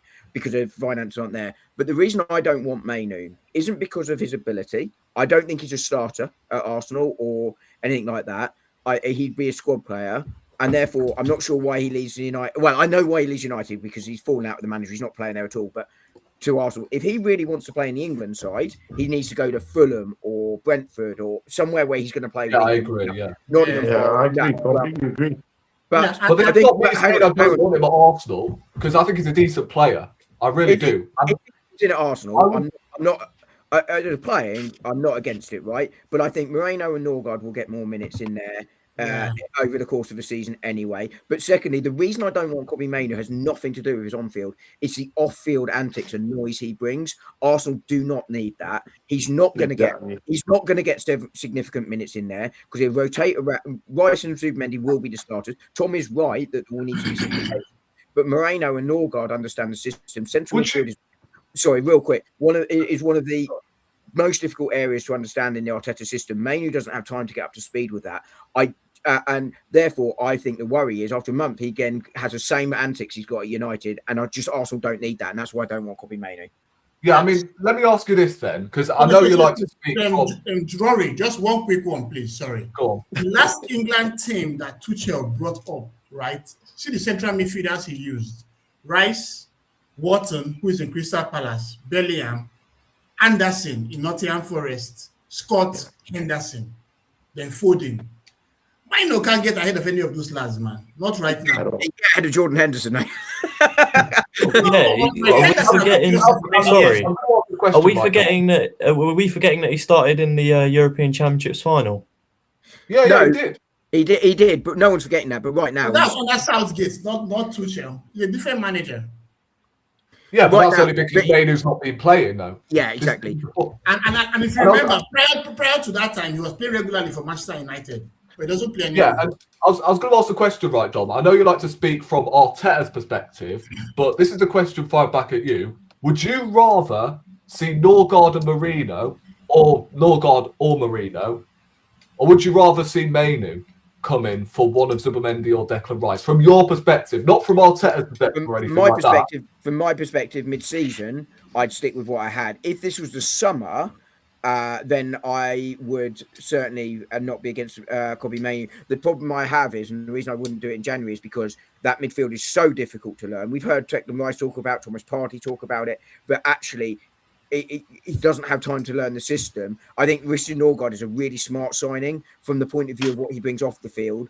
So for me, no, I don't do it in January. If it's the summer, I give you a different answer to what I give you in January, from my perspective as well as Arteta's. Yeah, but surely you would rather have someone in, because if you want to base it on Arteta's perspective at the moment, he's not trusting Norgard.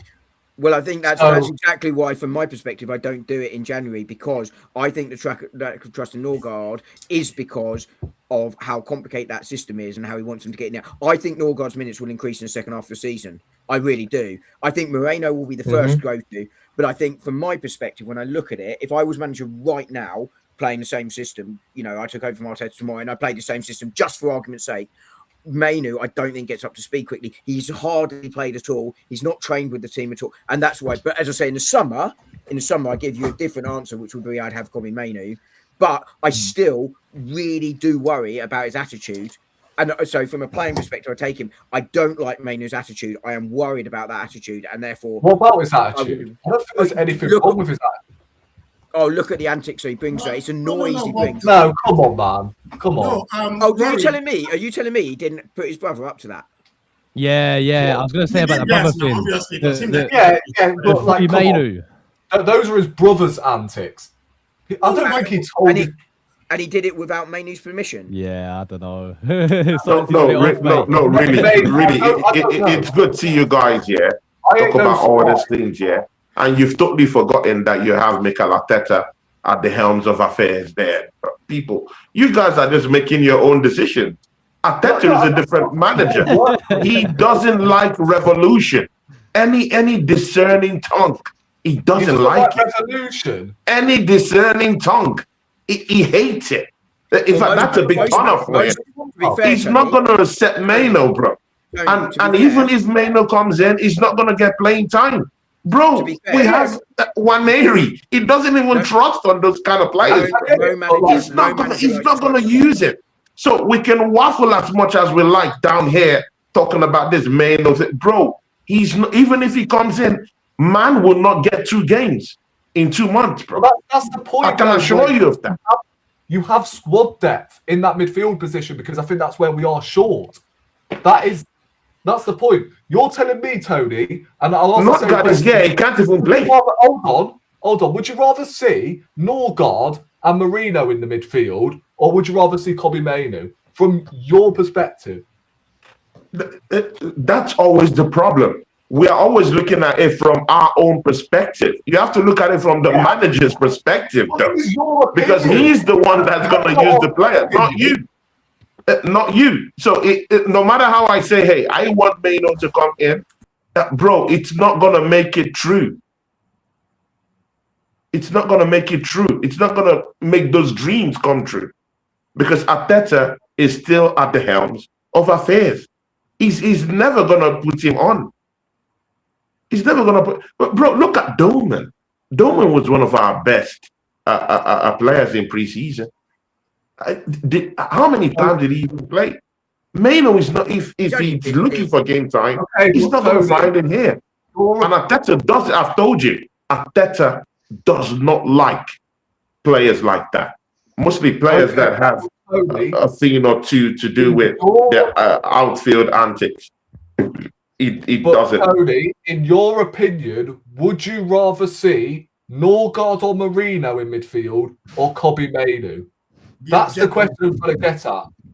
The games you've seen Marino and Norgard in midfield, and in the games you've seen Kobe Mainu, would you rather see Mainu in midfield than Norgard or Marino? And I don't care about, his attitude, and we're talking based on pure ability. Would you rather he could. Sometimes. Yeah, sometimes he could come in to do a job. Yeah, I completely get that. He could come in to do a job. This whole time, and he started waffling about bloody, No, but he's not going to come anyway. Attitude. The manager is not going to bring him in anyway. That's what I'm talking about. So in our recruitment, we have to look at the players that will be able to work with the manager. I mean, we're stuck with all these midfielders that we don't even know how to even use Marino, bro. Norgard has been underutilized in this team. So we have a lot of bunch of players that are in our depth that we're not even using in our squad. So what's the need of having all that squad depth when you can't even use them? If Maino comes in, it will be the same situation. The manager won't use him. He will trust the favorite he has in his team. And that's the truth. We got another question. Would you take Ivan Toney on loan in January? I don't actually know what's going on with this case. Has he been arrested or what? Oh yeah, he's been nicked. Yeah. Honestly, was it a fair cop? Yeah, if he didn't get arrested, like charges aside, I would have taken Ivan Toney, to be honest, on loan. But at the moment, obviously, with what's going on, I don't think that's worth it. But Josh, I don't think we asked you whether or not you would take Mainu. Would you Yeah. take Mainu, bro? Really?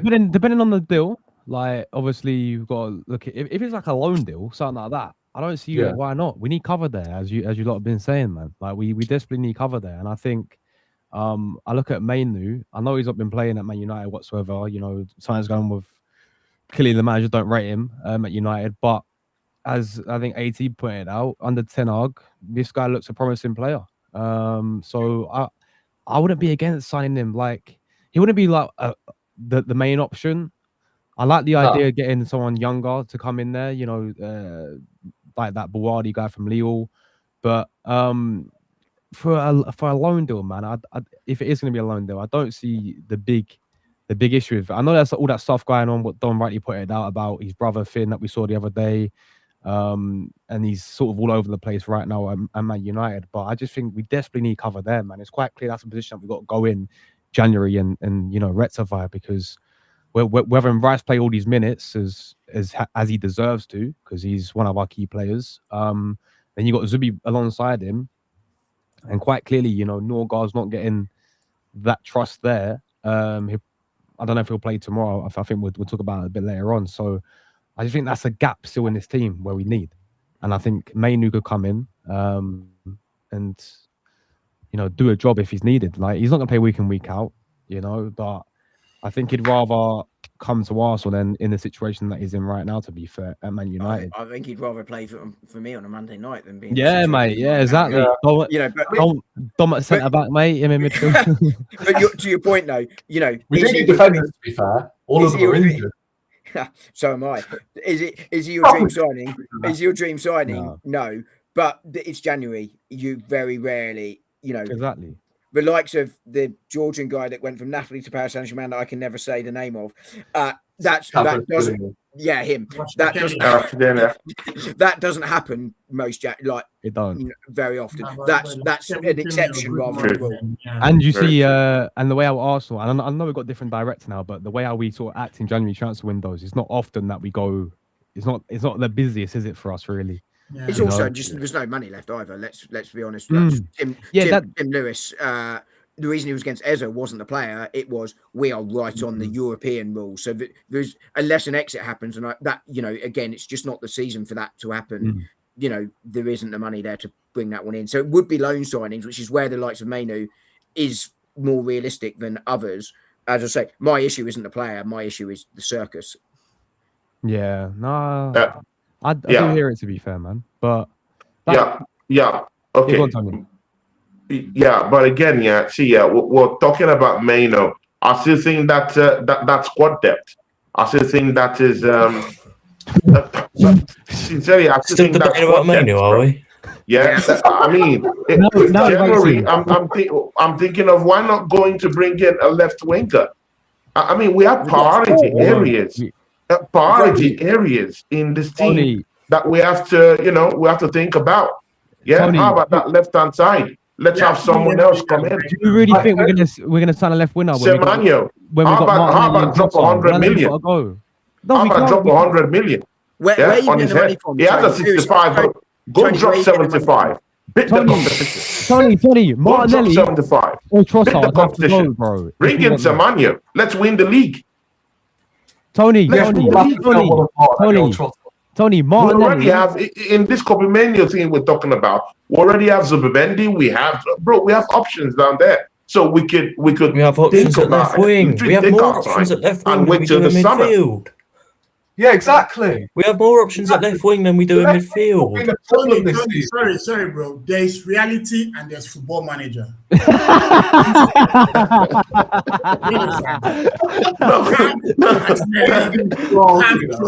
can play Eze here. You can play Madweke here. You have 4 guys that can play on the left. There's no way in hell we're getting Semenyo. Tony, there's a reason why we've not been mentioned in, you know, the whole Semenyo race as well. Yeah, you got Man City, you got Man United, Tottenham, every other club apart from Arsenal, because the only way we're going to go for Semenyo is not until the summer. That's what I think Ornstein said it today. He said Arsenal will go unless it's the summer move. We don't do it in January unless we sell. Believe it or not, right? Trossard's been our best attacker this season, so Arsenal But being we'll linked with have to let Semenya Phil only know. for a summer move. As Josh said. But it doesn't mean Trossard is churning out outrageous numbers, though. No, but it's just not. Yeah, Him being a better player this season doesn't mean he's churning out a big number of goals this season, though. That's the same with We have Gyokeres. Foden on 10 goals. That's the same with Tony. every single We one have of our Foden on attackers. 10 goals already. Tony, the thing That, is, you could say the same about every single one of our attackers, though, Tony. Tony, the thing is here, like, as Anthony says with my favourite line, it's not Football Manager.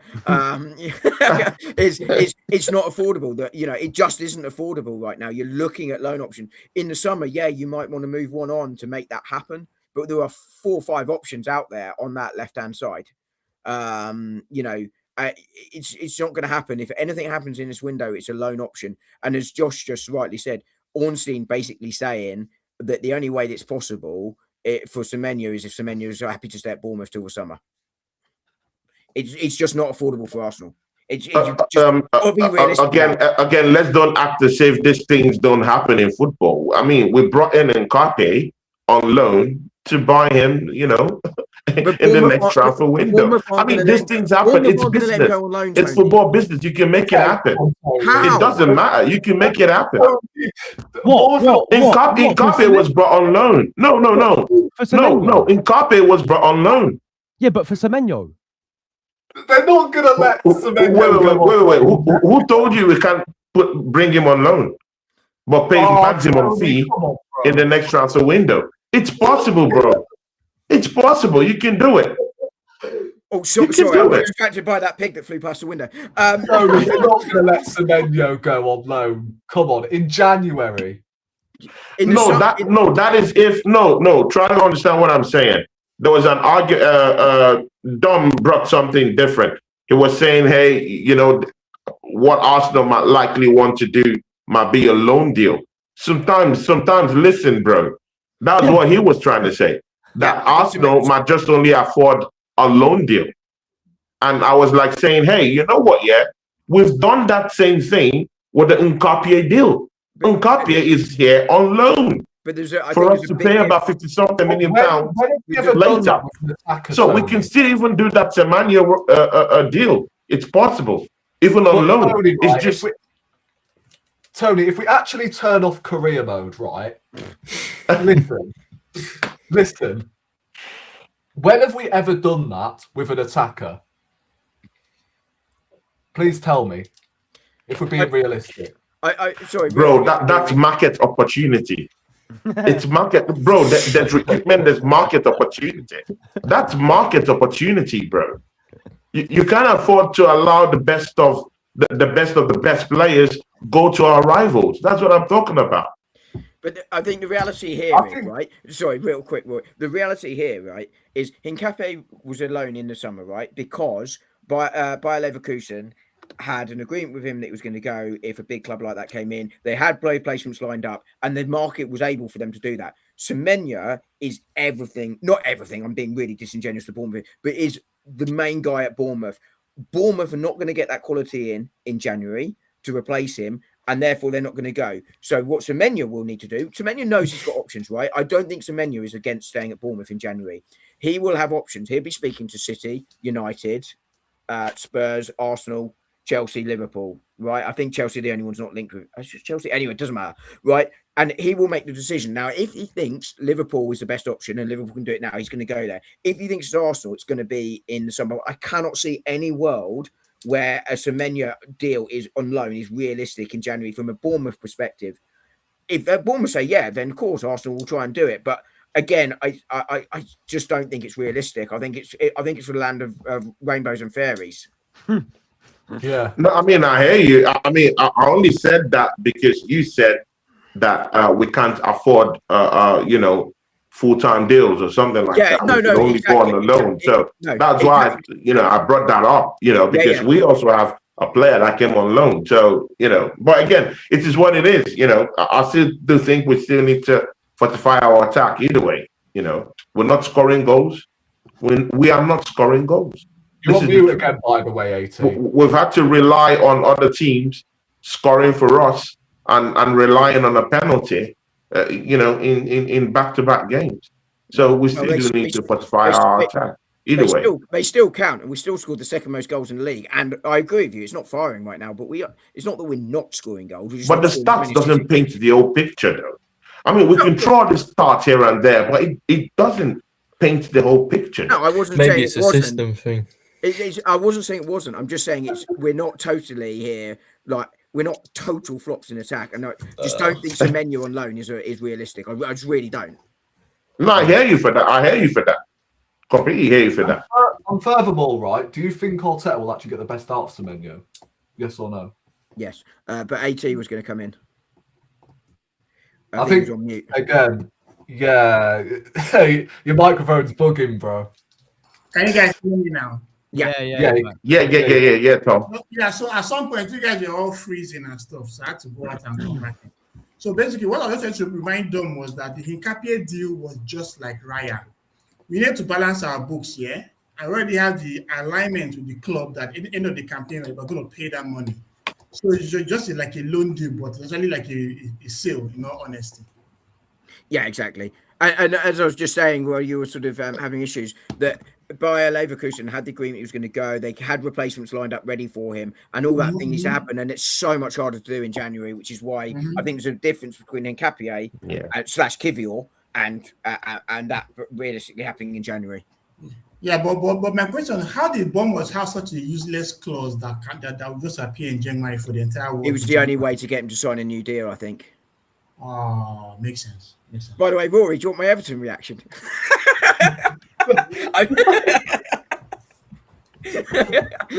Oh my days! You know what? I haven't actually seen your reaction. What was? Well, I was drunk when I watched the game, so I couldn't have said anything. Oh Jesus! But anyways, we're gonna move on. Yeah, we probably should. Yeah, we're going to move on anyway to the Crystal Palace game. It is tomorrow, right? Yeah. By the time we finish up, it'll be today. That's true. Good one, Yeah, Bro, my time is up. I need to roll out quickly, bro. Oh man, it's been real. I'm 2 hours ahead of you guys. Tony, Merry 2 hours Christmas, ahead of man. you Merry guys. Christmas to you, Yeah, man, Merry bro. Christmas, bro. Merry Christmas. Merry Christmas. Thom, big up to you. Hey, the first time I'm having a show with your bro here at Thom. Thom, I appreciate your stuff today, bro. Big ups to you, man. Yeah, Big you ups. too. You too. Yeah. Have a nice Thom, holiday, people, man. I'm gonna be starting a show with Thom. I might also be inviting AAA. So I mean, it's all good, people. Yeah, it's all good. Josh, big up to you. Merry Christmas, everyone. Yeah, Merry peace. Christmas, man. Big ups, people. Merry Big Just ups. before you go, Tony, by the way, can you give us a quick prediction for tomorrow? Just Oh, before you go. I think we'll beat Crystal Palace. I think we'll beat them up. Yes, Actually, Tony. I mean, I saw what Leeds did to them. I think they're tired. I think they're knackered. They played against Cubes, and Cubes is bro. It's one of the shittiest team in Finland, actually. in the Conference League. In fairness, So- he's giving you a prediction for today because it really genuinely is already tomorrow for him. It is. Yeah, exactly. So it's crazy. It's crazy. So I'm looking at 3-1. I think we'll malhandle them, bro. That's what I think. Because for some time now, I've been seeing some certain defensive lapses coming up from that Crystal Palace team. I don't know. I think they're just knackered right now with all the whole engagement. They don't have the squad depth to actually take care of everything on all fronts. So it's really getting to them. I'm not saying it's going to be an easy game, but I'm saying we're going to break them. We're going to break them. 3-1. I think 3-1. If Leeds can do them dirty like that, bro. Anyway, it's quite hard to go away to Leeds and get a point these days. Anyway, but still, man. I mean, you don't lose to Leeds like that, bro. If you want to maintain top position in the league, you can't just go and lose in that way. So there's an opening for Arsenal. I think so. I think we have what it takes. 3-1. Yeah. Bless up, Tony, for coming on, by the way, my Big up, bro. Tony. Yes, bro. It's Yeah. been real. Big ups. One love, guys. Merry Christmas. Enjoy Merry your Christmas. holidays, people. And you, Thom, bro. In a bit, bro. I'll talk to you soon. We have to have something this week after Christmas. Hey, something after this Christmas, bro. One love. Peace. Peace. Yes, Love, bro. bro. But yeah, we will move on to. Rory, I'm afraid I am way too posh to say the word peace. Oh gosh, but yeah, we'll move on to the Crystal Palace game anyway. Hey, And, look, like it's- Liverpool, I've moved into the top half. You what? Like Liverpool, I've risen into the top half. Oh my god. But yeah, we'll move on to the Crystal Palace game anyway. And I want to ask this question to the rest of the panel, right? Would you rotate for the Palace game tomorrow? Mm-hmm. Or bit. would you just play full strength? Because to me, I think this is a competition we should be taking seriously, in my opinion. But we'll go but to at the John same first. time- He's not really spoken too much. Although Tom, do you have to go or? No, I was just going to say at the same time, although we go strong, even when we rotate, you know, we're still strong. So Yeah. But like, I'm talking about like rotating every single position. For instance, No. changing the goalkeeper, You're changing the are right you- back, giving Josh Nichols a chance. Rory, you're no, talking about no, do we no, do no, what we did last no, round, no, or do no. we? You're not talking about what we do last round, basically, is what you're saying. Because Yeah, round we yeah. made two no. changes. Yeah, I don't think we should can be afford good. to do that. You know, but we can't afford to do that because we are very, very light at the back. I can't bring in Salmon or Josh Nichols. Nah, none of that. None of that. No, none of that. What I would So do is I'll change the Maybe like goalkeeper five around. or six changes. I'll change the goalkeeper around. Yeah, I'll put Kepa. Kepa Yeah, I in there. don't mind that. But Yeah, and there's also that Thom said at the beginning of the podcast that if he does not see Nwaneri and Norgard in the team, he's gonna lose a fit. Those two guys have to start. Like, why the hell are they in the team then if they can't get games like this? yeah, So Eze has to start. Madueke has to start. yeah. No, Yeah, I, it's then- got to. I agree. Maybe I'm thinking between Jesus and Merino in attack. I think we should give Gabriel Jesus a start. I think he has played enough games as a he sub. probably will start as well. Actually, I think we'll go with Marino in midfield. Yeah. So you're going to bring in Kepa. You're going to bring in Madueke. You're going to bring in Nwaneri. You're going to bring in Norgard. You're going to bring in Merino and Gabriel Jesus. That's 6 changes. But I think we're going to keep Saliba and Timber. Yeah, we we're should. going to bring in Lewis Kelly for Calafiori. That's 7 changes. And we're going to bring in Izzy. That's 8 changes. yeah. What would your lineup be, Josh? Yeah, for me, I'd go Kepa in goal. I'd go Timber right back. Centre backs. Who else have we got there? They're all injured. You have no one really. It's got to be Yeah. some two, isn't it? Unless you want to play Norgard at centre back. No, but again- I'm good, thanks. No, I'm going. Hey, in fairness, Josh, I thought he did well there, but there's a No, level, no, he right? did, There's a he big did, he difference did. between Bruges and Palace. Yeah, 100%. Imagine him In the against cup Mateta. as well. Yeah. Yeah, like, as you said, Mateta as well, mate. Who, I think Keebler was there in the cup last season. Not And, too Yeah. He Yeah, went through and literally Kind of the bullying him and stuff. Although he's not fully fit though. He has been showing who Mateta? Mateta. He has a knee That's injury alright, that he has been playing with. So they play like 60 minutes every game. But I don't need Norgard as a centre back. Hell no, man. Please. No. So yeah, Saliba and Nkapie, and then Lewis Skelly would be left back. I don't think that's a problem there whatsoever. And then midfield 3. Ethan's got to start. It's an absolute no-brainer. I was shocked that he didn't start against Club Brugge, by the way. Very Yeah, surprised I about was, that. yeah. So Ethan's got to be in there. And then it's probably got to be Norgard in the midfield, don't it? It's got to be Norgard in the midfield, unless he goes. And then I think you got to put one of Rice or Zubi in there personally. I would go Rice because Subamendi needs a rest for me. Yeah. Big Yeah. time. I wouldn't really want to see a midfield with Marino, Norgard, and Ethan personally. I would like to see one of like a Rice, probably Rice, Norgard, and Ethan, and then the front 3. Noni's got to be in there, 100%. He's got to start. And then Jesus up front for me. Jesus up front. I know Gyokeres has just scored that penalty, but I think maybe start him in the next Premier League game against Brighton. And then on the left, I mean, probably Martinelli, right? I think it's got to be Martinelli, Jesus, and Noni as a front three. What But about Eze? So Yeah, wait, actually, wait.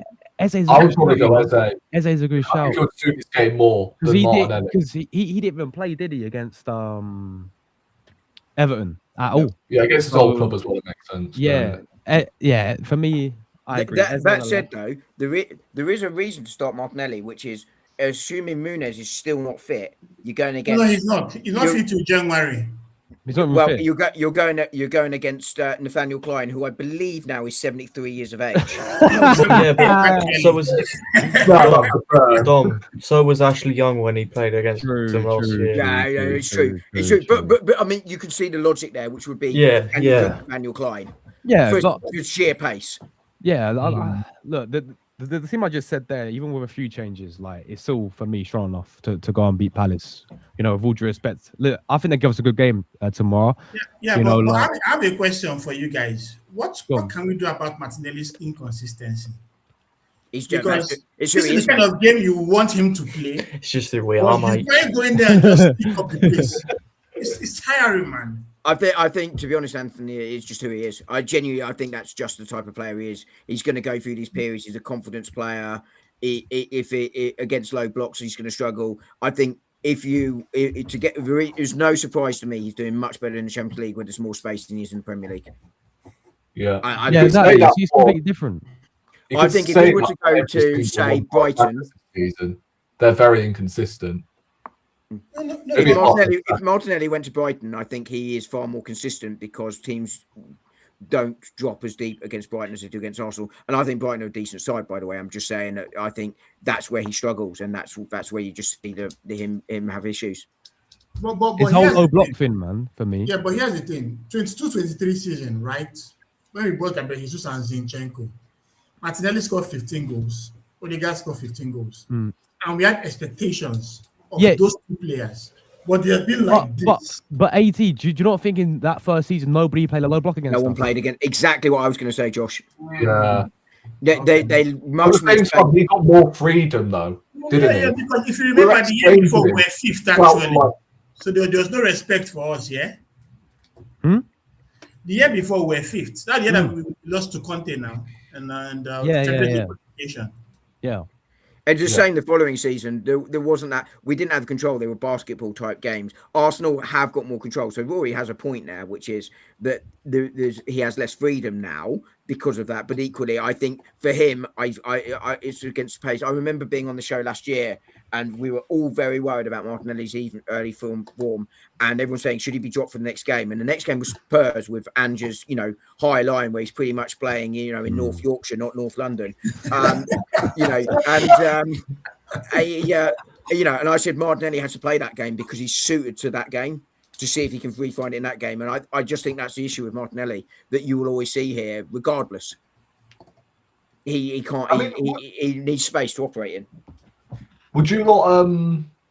I was gonna say, right. Speaking of like the midfield and the fact we don't really have many options, would you guys be considering to play Odegaard as the 8?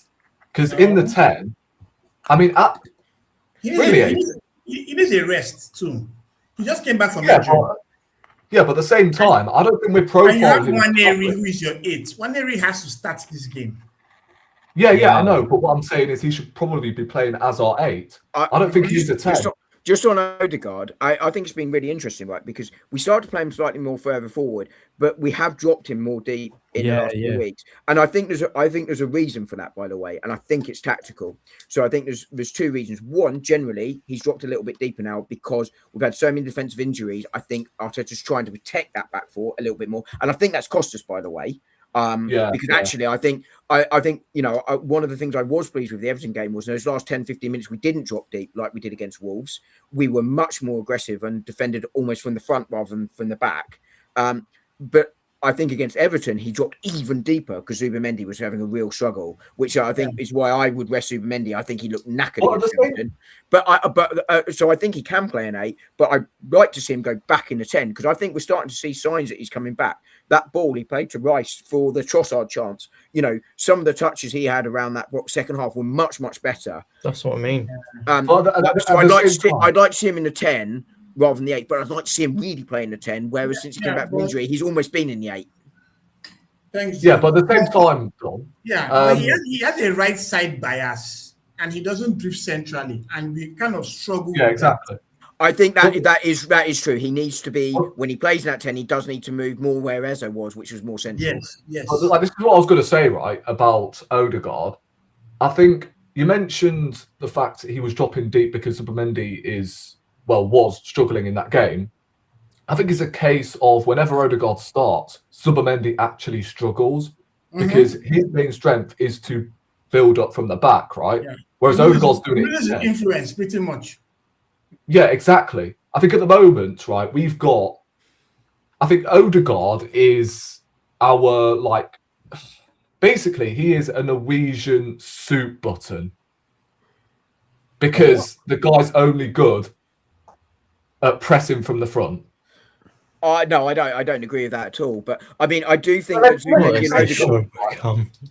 I do think Odegaard, though, does need to be further forward because he is too close to Zubimendi. Now, I think on Saturday, that was to protect Zubimendi, who was really struggling. I agree with you. I think if he plays 10, he needs to play further forward, and he does need to learn that he doesn't need to come back anymore to get the best out of Zubimendi. But I think, again, we were starting to see those connections start to come. But I don't think Odegaard's only thing is pressing. I think he really does. I think it is.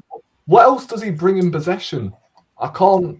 I think he links play very, very nicely. On Saturday, our 3 best chances all came where he didn't play the final ball, but he played the ball before that. He was involved heavily in the 3 chances we created. He really was. But he holds on to this is the problem, mate. He holds on to the ball like it's his wallet every single time. I would agree there. So I'm wondering, like, where this, link-up play is. Because, like, we want him to link up with Saka, but it turns out that we have nothing in the centre whatsoever. I would agree with you. I think he needs to move more centrally when he's in that 10, and he does need to release the ball quicker. I think it's what I was talking about earlier with Gyokeres. But I'm not concerned about Odegaard at all in terms of his ability, and I think he offers more than pressing. But I would agree with you, he needs to play quicker, and that's where we're not seeing the goals or assists, but we are seeing him link that play. It's just you don't see it in the stats because he doesn't get the final assist or the goal. I think Odegaard is really crucial, and I think he's genuinely very important to the way we play. Really important. Yeah. But anyways, fact man, what would your starting 11 be? So yeah, I mean, I was just going to quickly talk about the Everton game. Why I would drop a couple of players, not drop, but no, but I kind of done it already, which is actually I think Zubimendi is the player that really needs a rest there. Yeah. Because of that, and I think the other thing I was going to refer back to Everton was I think Gyokeres having scored, I think it's really important he starts again, and I'm not sure if Jesus is ready to start a game yet. I'm not sure. Arsenal will know from the medical stuff. If there's any doubt that he's not ready to start a game, Gyokeres must start again because you can't risk Jesus breaking down. So I think I'm trying to work out where I rest Timber, and I'm struggling. But I really want to win this game. So I think Kepa will start in goal. They done it right back. Well, yeah, after what he did to Barry, as I say it, but I think if Timber's near the red zone, I'd go Calafiori at right back and Miles at left back. But I think Timber starts this one because it's important to win the game. It would be 2 centre backs, and then I actually think Calafiori for this one because of the way Palace play and trying to get Nathaniel Klein it should be the left back here. Then I think Rice needs to start for me in this one because we want to win this game. Ideally, we get it done 30 minutes from the end so we can get him off. And I think he starts alongside Moreno or Norgard. I'd like to see it Norgard, but I think it'll be Moreno. And I would start Odegaard in the 10 because I think Palace try and play out from the back. And they're not bad at it by any stretch, but they can be got at. And I think Odegaard's ability to lead the press actually is going to be really important to us catching them high. So I do start Odegaard, even though I really want to see Wanyeri in there. And then Madueke right, Eze left, and then Gyokeres up front. That's my side. But I thought the game against Everton, just to ring back, I actually thought we played quite well and could have won the game by more. But I think the thing I'm most worried about Arsenal right now is the fact that we're very passive in the first 20, 30 minutes. We kind of feel our way into the game and try and establish control and then try and turn it up. I want to see us do the opposite against Palace, which is go like at them like City do. Now, and we might not score, but go at it much harder in those first 20, 30 minutes, because I'd really like to I think Palace are tiring, and I'd really like us to go hard at them so we can make those subs around the 60 to 70 minute mark, which would be then where Wanyeri comes on. It's where you can get Declan Rice off the pitch. It's where you can get Timber off the pitch. I think that's what I'd really like to see, which is why I'd sort of link it back to the Everton game a little bit there. Whether we see that or not, I don't know. But that would be my big criticism of this season, is that those first 20 minutes were too passive. But I really go strong tomorrow. I make 3 changes, I think that is. Maybe 4 with the keeper. Tom, what would you go with, bro? I think Kepa starts in goal. I don't really think there's any sort of questions around that. You know, it's a cup game. He's cup goalkeeper, and when he's coming to the side for the cup games, I think he hasn't really put a foot wrong. He hasn't conceded a goal. He only played. Is he played once this season? Because he missed the last round, didn't he? Because he was injured. No. I think it's Port Vale, actually. Yeah, he played Port Vale, but I'm saying he missed the last round because he's injured. No, he played Brighton. No, he played against Brighton. He played against Brighton. Did he? I thought he missed the Brighton game through injury. No. He did play. He was even our man of the match in the Brighton game, but they had many shots against us. He missed some very high quality saves. Yes, he did. You're right. Yeah, I thought it against was one of the Brighton, Champions League actually, games, wasn't it? He couldn't travel because he was injured. Yeah, you're right. Yeah, I thought actually against Brighton, he was probably our best player. I thought he's very good when it comes to shot stopping. I just think distribution wise, there's probably improvements that can be had in his game. In terms of the defense, it's a really difficult one. It's difficult across the rest of the pitch, really. If we're predicting what Arteta's going to go with, however, if you're asking what I'm going to go with, I'd probably go. I think the centre backs have got to stay the same because we haven't got any other options. So it'll be Saliba and Capie, and that same argument can be made with Jury and Timber at right back. But left back's a difficult one. Do you go with Calafiori or Lewis Skelly? I think for a game like this, you go with Calafiori, as Dom said, not just defensively, but also going forward with the way that Crystal Palace will play. I think it would be good if Calafiori can provide width, and then who I'm going to play off the left can come into those left pockets. In the midfield, it's difficult. He either goes with Norgard and Declan Rice, or he goes with Norgard and Marino.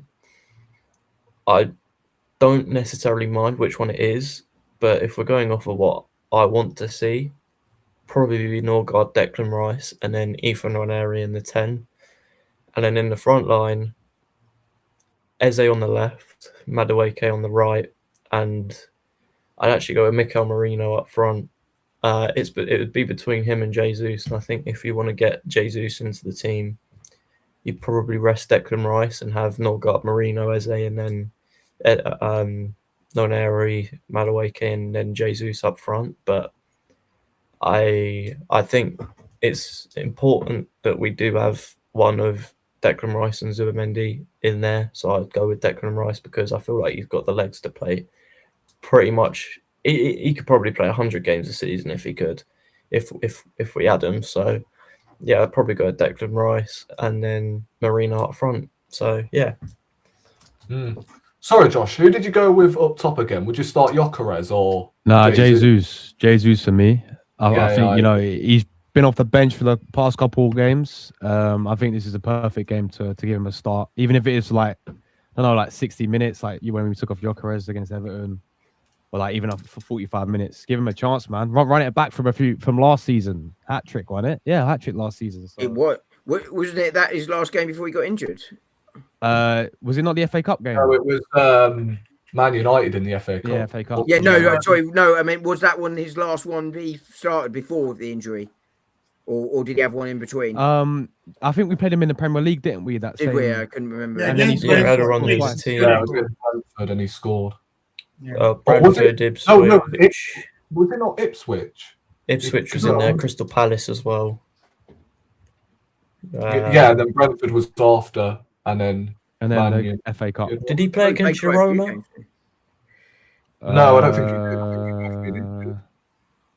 No, it was Ipswich, Brentford, Brighton. Yeah. Then they came on in the semi-final EFL Cup. Brighton, that's it. Like against Newcastle. Then United started against Man U. And Yeah, that was it. Yeah. Well, we had That quite was a few it. games between. Yeah, but guys, we're going to wrap it up. We've been going on for 2 hours. Been waffling about Gyokeres. We've been waffling about Mainu, and obviously, you know, the Crystal Palace game tomorrow, which hopefully Arsenal will progress. We'll go around the whole panel. Yeah, And but I didn't get my lineup out. oh, did you not? He's missed 80. Yeah, just quickly, 80. I thought you did. My bad. Okay, but funny enough, I can't be saying Luca would not appreciate for that. me, I would I'll make wholesale changes. Crystal Palace has lost 4 of their last 8 games. They are not in form. So I'll have Kepa in goal, Timber in right back, Lewis Kelly in left back, Hincapié and Saliba, and Nogard as the defensive midfielder, Nwaneri and Declan Rice, then Eze, Gabriel Jesus and Madueke.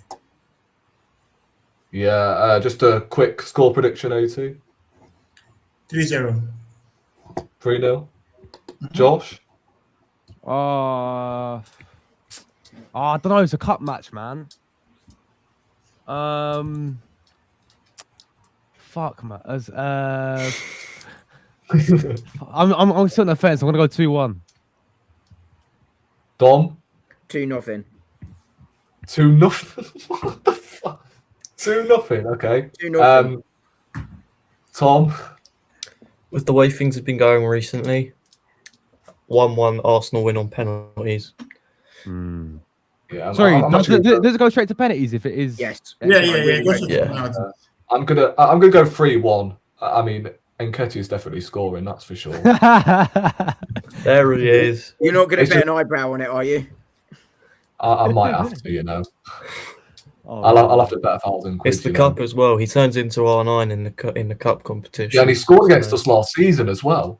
Mm-hmm. When we beat them 3-2 in the quarterfinals. It's mental. But yeah, we're going to wrap up, guys, because, you know, we've been going on for Well, it is Christmas. Say again. It is Christmas. Yeah. And Don't by the worry about time, it. we could basically go on all night, but then again, like, it'll be match day by the time we finished, as Dom rightly pointed out. But we'll go around the whole panel. Thom, just quickly, where can they find you? And of course, appreciate you taking your time because, again, it's like 11:45. So yeah, around this time you're supposed to be. I'm not saying you're supposed to be, but like you normally come off the stream at this sort of time, don't you? But just remind us like where they can find you, etc. Again. Yeah, you can find me on the 14th Canon, Twitter, YouTube, and Instagram. I'm on a bit of a roll on YouTube recently. 3 uploads in 3 days. I'm happy with that. Can't guarantee that will continue going though, because it is obviously Christmas soon.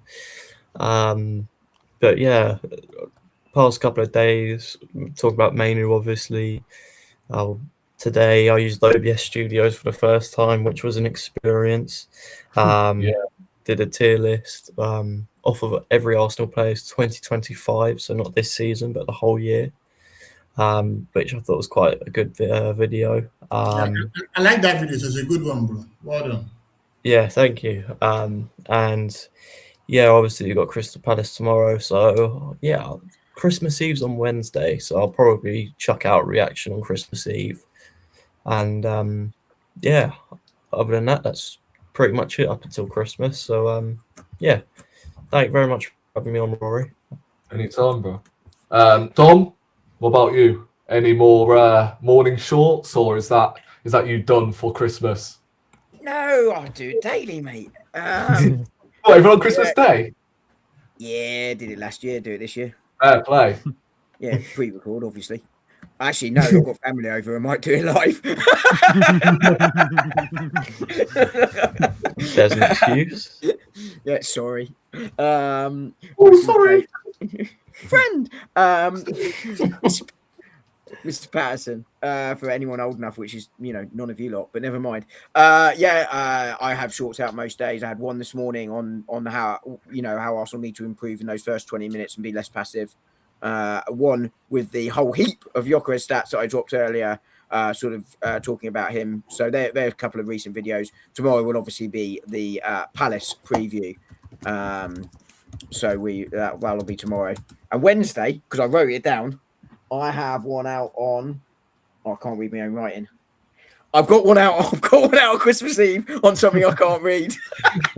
I actually wrote down an idea and can't bloody read it. I normally just go, oh, there's my idea, and do it. This time I've written something down and can't bloody read it. So that would have wasted my time, wouldn't it? Yeah. And Brahim Diaz, who actually went off to AFCON for like 5 minutes. Oh, no, this guy, man. This guy. Brahim Diaz. I scored as well, man. I love the fact, Josh, you took about 30 seconds to work out who Rory was talking to. Bro, I was like, who's he on about? Everyone else is going, it's you, Josh. We just remind us where they can find you again. Yes, man. True Gooner. We're doing daily Arsenal content. I'm doing the AFCON now as well. Yeah. So every single day, man, we're gonna be here. Christmas Day is the only day, probably not, but every other day we're there, man. So big up having me on as always, man. And by the way, I'm sorry I was an hour late as well. Hopefully, when we do it next Monday, it's calm. It is what it is. And obviously, AT, just remind us where they can find you and what you've got coming up. Well, yeah, we have loads of games coming up. So between now and New Year, I think I'm going to play 3 games: Crystal Palace, Brighton, Aston Villa, match previews, match reviews. The usual good stuff. And obviously, we have the Premier League review that I do on Sundays as well to recap everything. Always good to see you guys. Yeah. What time? Just curious. Like, what time is it over there in? It's Nigeria, right? Yeah, in Lagos. It's 11:48. Jesus, fair play, bro. Nearly midnight for you. But yeah, obviously on the channel this week is probably going to be a Palace match reaction. Might actually do a watch along for the game tomorrow, maybe, and obviously that's be done until Christmas. So yeah, and obviously this is the last show before Thursday. So I hope you guys obviously have a Merry Christmas in it, and yeah, that's about it. Really, so on the pub tomorrow. For the second game running. Oh, how's your luck? How's your luck watching Arsenal games at the pub? It's all right, yeah. I might have selected a pub where it's on. Did we win the last time we went to the pub? Well, Saturday, so yeah. Was it last? No. Yeah, I was drinking on Saturday in the pub. That's why the match reaction weren't until Sunday. Oh, right. Fair enough. But yeah, subscribe to the channel if you haven't already. And yeah, we'll see you in the next one, guys, in a bit.